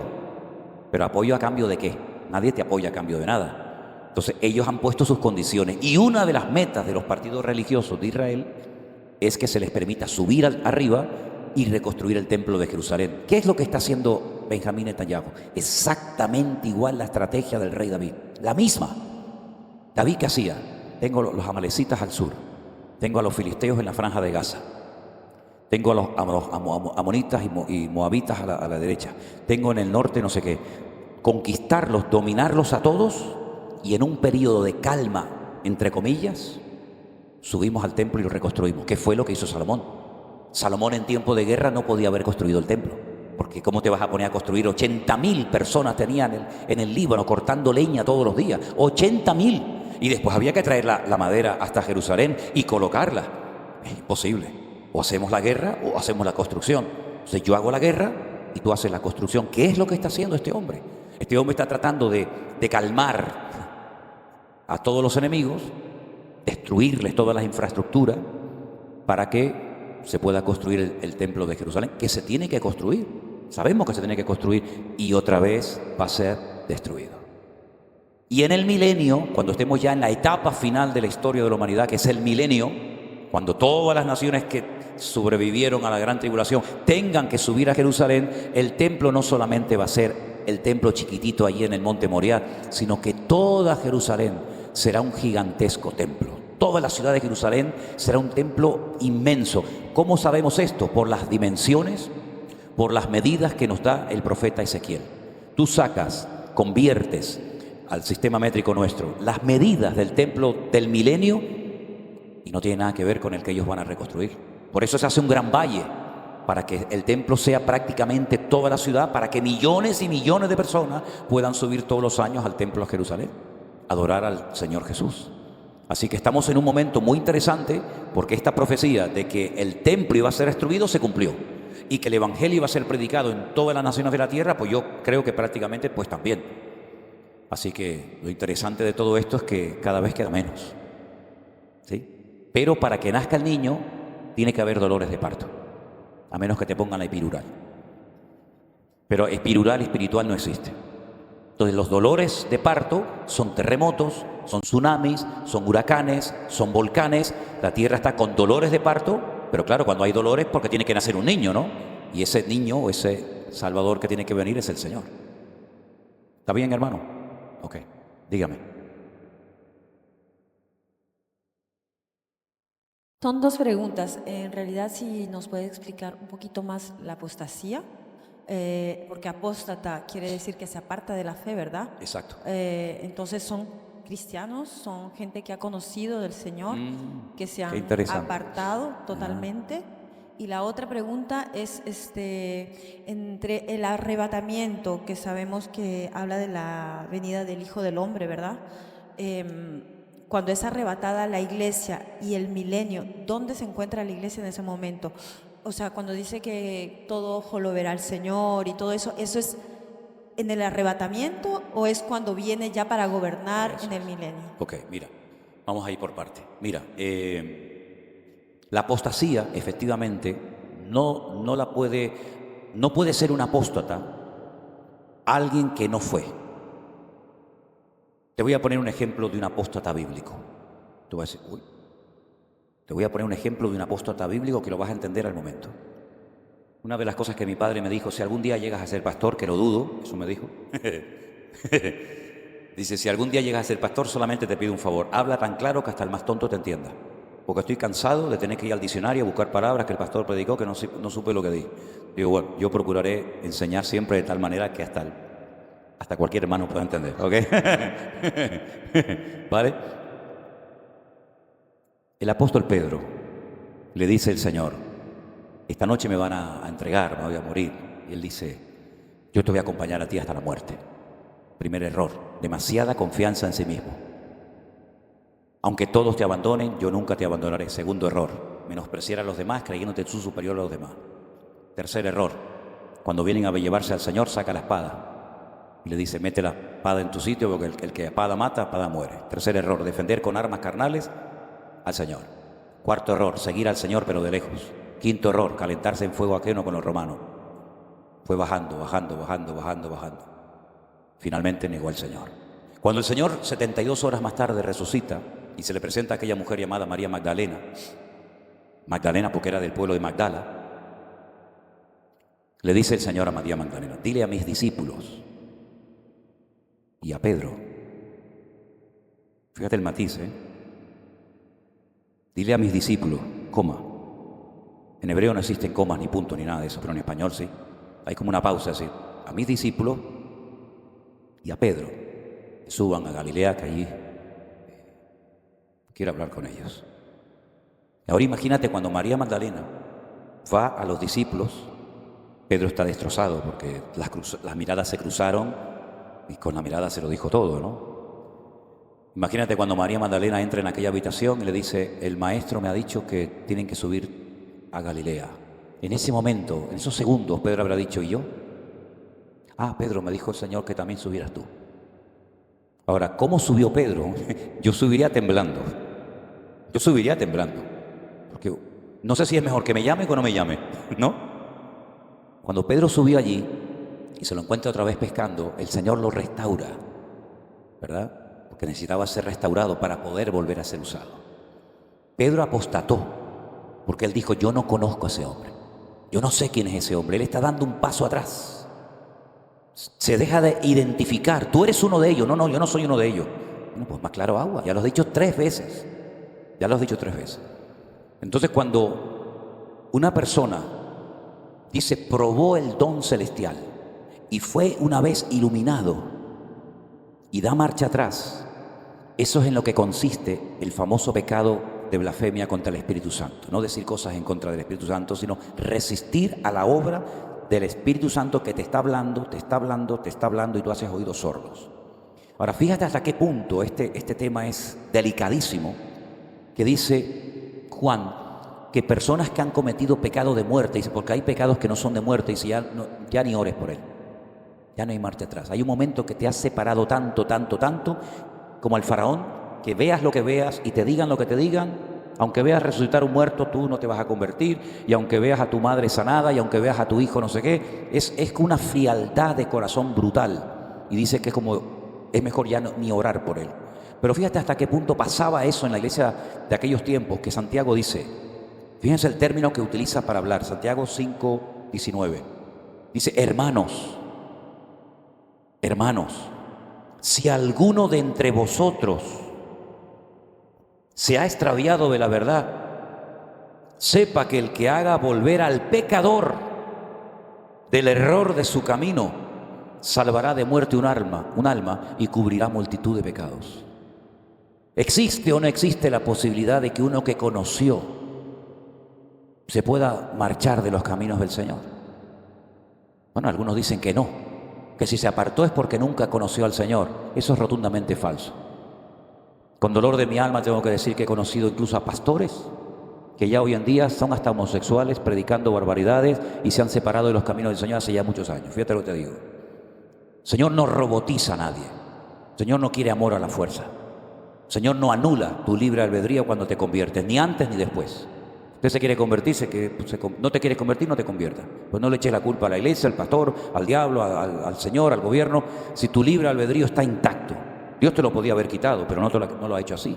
O sea, hay la posibilidad de que una persona que conoció de marcha atrás y se convierta en una apóstata. Es más, cuando ustedes estudien el mensaje a cada una de las 7 iglesias del Apocalipsis, a una, saben que siempre está bueno, y al que venciere, yo le daré tal cosa, y al que venciere se sentará conmigo en mi trono, y al que venciere, a una dice, y al que venciere, no borraré su nombre del libro de la vida. Es decir, que así como te escribí, así te puedo borrar. Pero si vence y eres fiel hasta la muerte, entonces no borro tu nombre del libro de la vida. Entonces, la apostasía no solamente es la pérdida de valores absolutos, sino también es la marcha atrás de personas que conocieron y se marcharon de los caminos del Señor. ¿Y o es que ninguno de ustedes ha conocido a gente así? ¿No hay en Bélgica gente que dice, fíjate tú, este hombre, este hermano, esta familia, esta persona, y míralo cómo está hoy en día? Claro que existe. Bueno, tú misma me dijiste que estuviste 17 años apartada de los caminos del Señor y gloria a Dios has vuelto, antes que fuera demasiado tarde, ¿no? La puerta todavía está abierta, pero no abuses. Porque hay gente, no, como Dios es bueno, Dios es bueno, pero no te pases ni un pelo. Que Dios es bueno, pero también es justo. Y a Él no se le soborna. Y hay gente que, bueno, ya algún día, ¿y quién te dice a ti que tendrás ese día? Porque hay momentos que uno ve la muerte venir y te preparas, pero hay momentos que te hace así, te llevó por delante y ya es demasiado tarde, ¿verdad? Entonces, eso es la apostasía. Es la pérdida de valores y también el retroceso. Y como dice la Biblia, y si aquellos días no fueran acortados, nadie sería salvo. A veces parece como que estamos muy firmes en la fe. Sí, muy firme hasta que te viene algo por delante y te tumba. Y la otra pregunta era, perdón. Cuando el Señor viene... Oh, sí. Ok, en la segunda venida. El rapto no es la segunda venida. Entre el rapto y el milenio está la tribulación. Ya, ¿y la segunda parte de la gran tribulación. ¿Nosotros dónde estamos? ¿En los aires con el Señor? O menos ahí nos vamos a caer, nos estamos ahí arriba. Estamos con el Señor. Yo creo que la gravedad se elimina en ese momento, porque si no, no vamos para abajo, ¿no? Pero empieza los 3 primeros años y medio, suena la 7ª trompeta, los muertos en Cristo resucitan. Luego los que estemos vivos seremos arrebatados con el Señor, estamos con el Señor, no sé si de pie, sentado o acostado, no lo sé, ya te lo diré. Y después de 3 años y medio venimos con el Señor y es cuando Él pone el pie sobre el monte de los olivos y todo ojo le verá y toda rodilla, y es cuando empieza el gobierno. Lo que hablábamos antes, que una cosa es que se acerque el gobierno y otra cosa es que se establezca el reino o el gobierno, ¿no? Entonces Él vino para decir, oye, ¿quieren formar parte del gobierno? ¿Quieren formar parte de la ciudadanía del reino? Sí, arrepiéntanse para acá. Ok, en el futuro cuando ustedes ya sean ciudadanos del reino y ya tengan ciudadanía, es cuando venimos a establecer el reino. Pero ¿cómo voy a traer el reino y los dejo a todos ustedes fuera? Primeramente tendrán que incorporarse al reino para después disfrutar de los privilegios del reino, ¿no? Entonces cuando Él viene es cuando se produce eso, ¿no? Que todo ojo le ve, etcétera, etcétera. Por eso yo digo que si hoy oyes su voz, como dice la Biblia, no endurezcas tu corazón, porque hoy estás vivo, pero mañana... Nosotros estábamos comprando el billete y Elena se iba a ir a Galicia, yo iba a venir aquí solo, ella había preparado la maleta y se iba a ir a Galicia a ver a su madre que estaba enferma. Al final todo cambió y tuvimos que irnos a Galicia a enterrar a la madre. Y la semana pasada estaba hablando con ella y ahora está en la presencia del Señor. ¿Quién es dueño de la vida? Nadie es dueño de la vida, ¿verdad? La vida cambia. ¿Quién sabe si este es el último culto que nos vemos, hermanos? Es verdad, es así, es que la vida, ¿quién la controla? ¿Quién sabe? De algo tendremos que morir, ¿no? Hombre, a mí no me gustaría morirme, sinceramente no me hace gracia, ¿no? Pero bueno, es ley de vida. Ok, una o dos preguntas más. Ahí atrás hay una, hermana, adelante. Bueno, pastor, quería hacerle una pregunta. Dígame. En Juan 2. Juan 2. Sí, entonces que habla del templo, ¿no? Cuando dice aquí a partir del, bueno, podemos leer a partir del versículo 17. Entonces se acordaron sus discípulos que está escrito, el celo de tu casa me consume. Y los judíos respondieron y le dijeron, ¿qué señal nos muestra y qué haces esto? Respondió Jesús y les dijo, destruid este templo y en 3 días lo levantaré. Entonces dijeron los judíos, en 46 años fui edificado este templo y tú en 3 días lo levantarás. Entonces usted había dicho que tienen que hacer el templo, ¿no? O sea, nuevamente el templo allá en Jerusalén es el templo físico, habla de ese templo, ¿no? Pero también aquí, como dice en el capítulo Juan 4, ¿no? Habla de la samaritana, ¿no? Le decía que ya no me adorarás ni aquí ni allá. Entonces, quisiera que me explique un poquito del templo que hablábamos de Juan 2. El cuerpo humano en la Biblia es comparado a veces con un templo, ¿verdad? Con un edificio. Y otra cosita que quería decirle, pastor, también como dice en 2 de Corintios, no, discúlpenme. Dice en el capítulo 3, y dice, y no como Moisés, que ponía un velo sobre su rostro para que los hijos de Israel no fijaran la vista en el fin de aquello que había de ser abolido, pero el entendimiento de ellos se embotó, porque hasta el día de hoy, cuando leen el antiguo pacto, les queda el mismo velo no descubierto, el cual por Cristo es quitado. Y aún hasta el día de hoy, cuando se lee a Moisés, el velo está puesto sobre el corazón de ellos. Pero cuando se conviertan al Señor, el velo será quitado, porque el Señor es el Espíritu, y donde está el Espíritu del Señor, allí hay libertad. Por tanto, nosotros todos mismos, mirando a cara descubierta, como un espejo, la gloria del Señor, somos transformados de gloria en gloria, en la misma imagen como el Espíritu del Señor. Entonces, quería que... Bueno, vamos por partes. Sí. Vamos por partes. Vamos a ir al principio. El Señor Jesucristo compara su cuerpo con un templo. Cuando Él dice, destruir este templo en 3 días, yo lo vuelvo a reconstruir, ahí mismo dice, se refería a su cuerpo. Por eso ellos dicen, ¿cómo vamos a destruir el templo que Herodes tardó 46 años en restaurarlo, en ampliarlo, en ponerlo bonito, y tú te atreves a decir que en 3 días lo hace? Pero Él no se refería a ese, Él se refería a su cuerpo. Destrúyame a mí, destruya mi templo, destruya mi cuerpo, y yo en 3 días estoy otra vez aquí. Eso es a lo que Él se refería, a su resurrección. Es una palabra tremenda, porque Él está declarando ahí, está profetizando que a Él lo van a destruir, lo van a crucificar, lo van a rechazar, y a los 3 días va a resucitar. Eso por un lado. Por otra parte, el tema de la reconstrucción del templo, a nosotros los cristianos no nos afecta ni para bien ni para mal. Simplemente es una confirmación de que la palabra de Dios, las profecías se cumplen.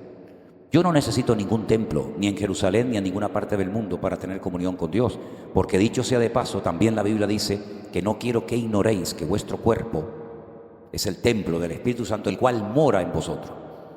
Para el judío es una desgracia no tener templo, primero porque no pueden hacer sacrificios. Si no hacen sacrificios, ¿cómo son perdonados sus pecados? Entonces los judíos, los rabinos, reinventaron y sustituyeron los sacrificios por oraciones. Por ejemplo, ellos iban al templo 3 veces al día. A las 7 de la mañana, a las 3 de la tarde y a la caída del sol. A las 7 de la mañana, cuando iban, hacían un sacrificio llamado shacharit.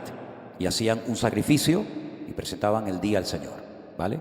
¿Qué es lo que hacen los judíos? Como no puedo hacer sacrificio porque no hay templo ni nada, pues tenemos un libro de oraciones, de rezos, de salmos, que por la mañana hacemos shaharit. Y shaharit es media hora o 3/4 de hora de lectura de salmos, de versículos, de texto, que al final lo haces tantas veces que te lo aprendes de memoria. Luego llega por la tarde, el sacrificio de la tarde, arbit, y es otra vez sustituir oraciones por los sacrificios. Y finalmente la minjá. Son los 3 periodos de oración. Como Daniel oraba 3 veces al día, abriendo las ventanas en Babilonia. Para el judío es una desgracia no poder hacer eso, pero para mí no es ninguna desgracia. Porque yo en cualquier parte del mundo, sentado, de pie, caminando, de rodillas o como sea, yo puedo elevar mi oración al Señor. No necesito derramar ninguna sangre de ningún animal, porque ya la sangre de Cristo fue derramada por mis pecados y por lo tanto se que levanta el templo. Pues gloria a Dios que la palabra se ha cumplido. Pero yo no necesito el templo absolutamente para nada. Los judíos, según su mentalidad, sí. Porque para ellos no tienen Nuevo Testamento. Si tú agarras una Biblia, una Tanaj de los judíos, y tú dices, ¡ay! No tienen Mateo, Marcos, Lucas, Juan. No, porque no creen en el Nuevo Testamento. ¿Cómo? Claro. Es decir, ok, tienen el templo, pero no tienen a Cristo, no tienes nada. Estamos otra vez en lo mismo. Tuvisteis el templo y rechazasteis a Cristo. Ahora lo vuelven a tener y siguen rechazando a Cristo. Entonces, ¿qué cosa es esta? Entonces, el templo no va a solucionar la vida de Israel. El templo lo que va a traer alegría a los religiosos, que van a poder tener trabajo y van a poder ir a hacer su sacrificio. Pero es una lástima que Cristo vino y todavía siguen R con los dichosos sacrificios, que eso no sirve absolutamente para nada. Claro, para los judíos religiosos la construcción del templo es una maravilla. Los animalitos están temblando porque dicen, uy, ahora nos van a matar a todos nosotros. Los corderos están temblando, imagínate, ¿no? Cuando llega Navidad los pavos salen corriendo, ¿no? Pues imagínate, ¿no? Pero es que gracias al Señor nosotros hemos entendido que eso tuvo su momento. Eso fue importante en un momento de la historia, pero eso, ellos quieren, como yo siempre les digo, ustedes quieren recuperar una gloria que perdisteis y nunca la vais a recuperar. Es como aquel futbolista argentino Maradona. ¿Lo visteis los últimos años? Daba pena verlo. Daba pena decir, pero este fue Maradona. Pobrecito, ¿no? Y fue una figura del fútbol increíble. Pero él quería vivir de las glorias de cuando tenía 20 años. Y el hombre estaba destrozado. Entonces, el pueblo de Israel, sobre todo la parte religiosa, quiere recuperar una gloria perdida que ya ni siquiera tiene ningún sentido. Porque en aquellos tiempos reconstruir el templo era muy importante porque no había otra cosa. Pero ahora que vino Cristo, todo eso no tiene ningún valor, no tiene ningún sentido. Es una pérdida de tiempo, lamentablemente.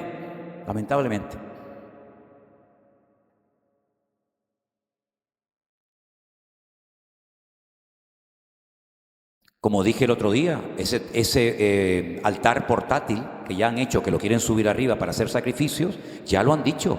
Nosotros no necesitamos la sangre de ningún cordero de Dios que quita el pecado del mundo, como ustedes los cristianos. Nosotros tenemos nuestro altar y nuestros sacrificios de animales. Más pecado, más desobediencia, más rebeldía todavía. Bueno, por eso el anticristo les va a meter un palo, porque se van a confiar tanto de que por fin tenemos nuestro templo, y cuando creas que ya has conseguido la gloria, otra vez, porque el templo de Jerusalén, el tercero, va a ser otra vez profanado y destruido. Y ya van 13. Bueno, dice el refrán, a la tercera va la vencida, ¿no? A ver si es verdad. Pero un segundito. Quedó lo de Corintios. ¿Qué era lo de Corintios? El velo. Bueno, sí, bueno, ok, perdón, rápidamente. Mira, cuando Moisés bajó de la montaña después de haber estado en comunión con el Señor durante tanto tiempo, dice que el rostro le brillaba. Él no se dio cuenta, pero la gente le dijo, mira, te brilla tanto la cara de la presencia del Señor que llevas, que mejor que te la tapes, que te la cubras. Entonces Pablo, de una forma metafórica, dice, así como Moisés se tenía que tapar la cara por el brillo, por el reflejo de la gloria del Señor, ese velo a este pueblo se le quedó en el corazón. Y por eso leen, porque mira que leen, y leen, y oran, y ayunan, y hacen esto, y no entienden nada. Siempre están un pueblo tan inteligente, un pueblo tan culto, que no entiende las profecías. Y le das a Isaías 53, y te lo dicen así, que me ha pasado a mí. ¿Verdad? Mira, hay un versículo que dice, culano, catzón, taíno, isla da copa, nino, donai, fiquía, boed, apón, culano. Sí, como dice, el Señor cargó, todos nosotros nos descarriamos como ovejas, cada cual se apartó por su camino, mas Jehová cargó en él el pecado de todos nosotros. ¿Y este quién es? Y te dicen, no sé, no entiendo nada. Y no entienden, están leyendo su Biblia y no entienden nada. Y te dicen, bueno, pues este que sufre, que es llevado como cordero al matadero, somos nosotros, ¿no? Los judíos. Yo, ¿cómo que usted es el judío? Este es el Mesías. Y entonces, como era un capítulo que traía tanta polémica, muchos rabinos, ya desde la época de Rashi, un rabino francés muy famoso, dijo, ese capítulo no lo leo, no lo leo. Y lo prohibió y no lo leen el capítulo. Y es tremendo, ¿no? Ver cómo tienen esa ceguera, pero dice Pablo, pero cuando tú te conviertas a Cristo, lo vas a entender todo. Es como que te quitan el velo, ¿no? Como a Pablo que se le cayeron las escamas. Uy, ahora entiendo. Ah, ahora entiendes. Y las barbaridades que hiciste antes, ¿qué? Por eso dice que cuando el pueblo de Israel lo vea venir a él en las nubes y verán al que traspasaron, y ahora te voy a contar una cosa impresionante, verán al que traspasaron, harán gran lamentación por él, porque dirán, Dios mío, aceptamos a miles de mesías falsos, que te podría dar una lista enorme de falsos mesías que aceptaron, y al verdadero lo rechazaron. Y ahora resulta que el que viene a ayudarnos a nosotros era el verdadero Mesías, que nosotros le dijimos, quédate ahí, no queremos saber nada contigo. Que hasta fueron capaces de darle dinero a los romanos para que dijeran, díganle que los discípulos robaron el cuerpo. Sabían que había resucitado, pero eran tan duros de servir que prefirieron gastarse el dinero para promulgar una mentira que aceptar que el Mesías había resucitado. Es el colmo de los colmos, ¿no? Pues fíjate tú que los judíos siempre han dicho que toda la Biblia que tenemos hoy en día es exactamente igual, ni una coma, ni una tilde, todas las letras, de hecho, ellos saben cuántas letras hay en cada capítulo, cuántos versículos hay en cada, lo saben absolutamente todo, llevan un registro increíble, hasta con un pelo hacen así, a ver si están las medidas de letra a letra igual, es una cosa tremenda. Y resulta de que veo que hay unos pergaminos que se descubrieron en 1947 junto al Mar Muerto por un joven beduino que perdió una cabra y empezó a buscar la cabra, y entonces empezó a tirar piedras en una cueva a ver si, y oía que pum, pum, pum, algo se rompía. El muchacho entró a la cueva y encontró docenas y docenas de ánforas así de barro, las abrió y dentro había unos rollos, unos pergaminos, los famosos rollos del Mar Muerto, las copias de escritura más antiguas de la historia. Claro, todo esto fue una polémica.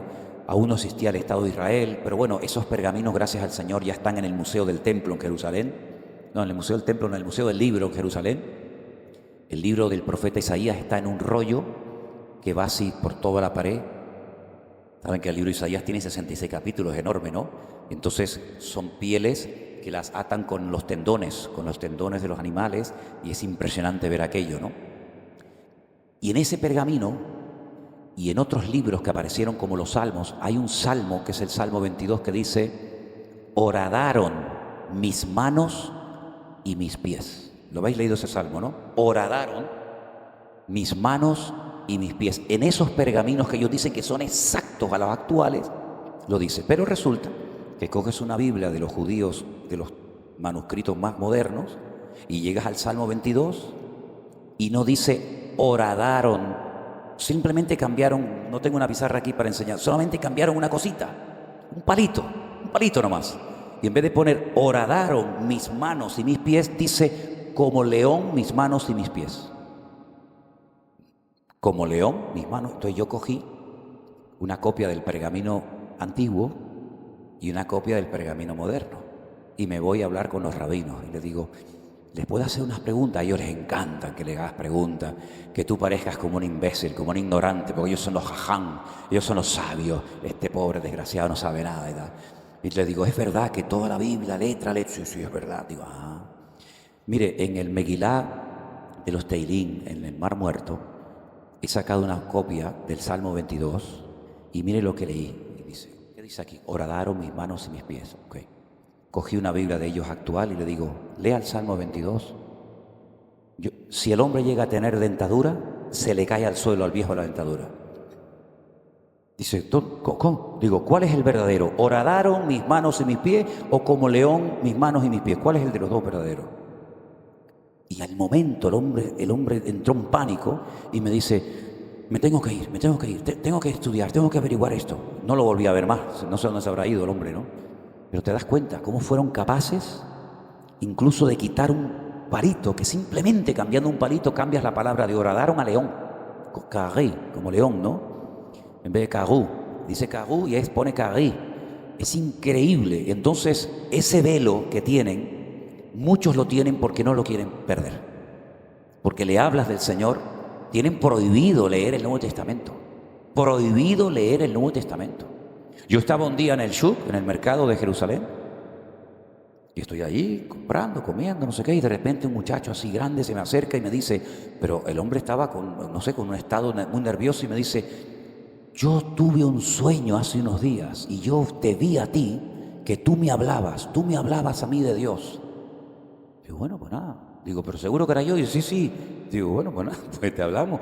Nos sentamos allí, nos tomamos un café y le empieza a hablar del Señor. Y cuando llego al nombre del Señor me dice, no, pero a gritos, no pronuncies porque mi rabino me dijo que si alguien pronuncia el nombre de Yeshua, el nombre de Jesús, delante de mí, me caigo muerto. Les meten miedo en el cuerpo a la gente. Entonces la gente ni lee el Nuevo Testamento. Entonces, ¿qué hace una señora muy viejita, muy mayor cristiana que vive en Jerusalén? Como sales a la calle, regalas Nuevo Testamento y no te lo aceptan porque es un libro maldito, es el libro de los cristianos, yo no puedo leer eso porque mi rabino lo ha prohibido. El Señor le dio una sabiduría a esta viejita tremenda y ¿sabes lo que hizo? Fotocopió el Nuevo Testamento. Y entonces va regalando fotocopias del Nuevo Testamento. El rabino me dijo que no acepte los libros, pero no me dijo que no acepte fotocopias. Y leen la fotocopia. Es increíble, ¿no? Pero hasta que no se den golpetazos contra la pared no van a entrar en razones. Es triste, pero también hay muchos judíos cristianos como nosotros, y hermanos nuestros en la fe, que aprecian mucho que vamos a visitarlos, que les levantamos las manos, como dicen, pastores que conozco allí, iglesias en las que he predicado, en Askelon, en Jerusalén, en Tel Aviv. Pero es un pueblo que necesita mucho del Señor. La verdad que es triste, ¿no? Uno piensa que allí todo el mundo es cristiano, que todo el mundo lee la Biblia y ni siquiera pronuncian el nombre Yeshua, sino otro nombre, y escupen al suelo, como diciendo que ese nombre sea borrado y no haya memoria más de ese nombre. Y si leen el Talmud, si leen el famoso Talmud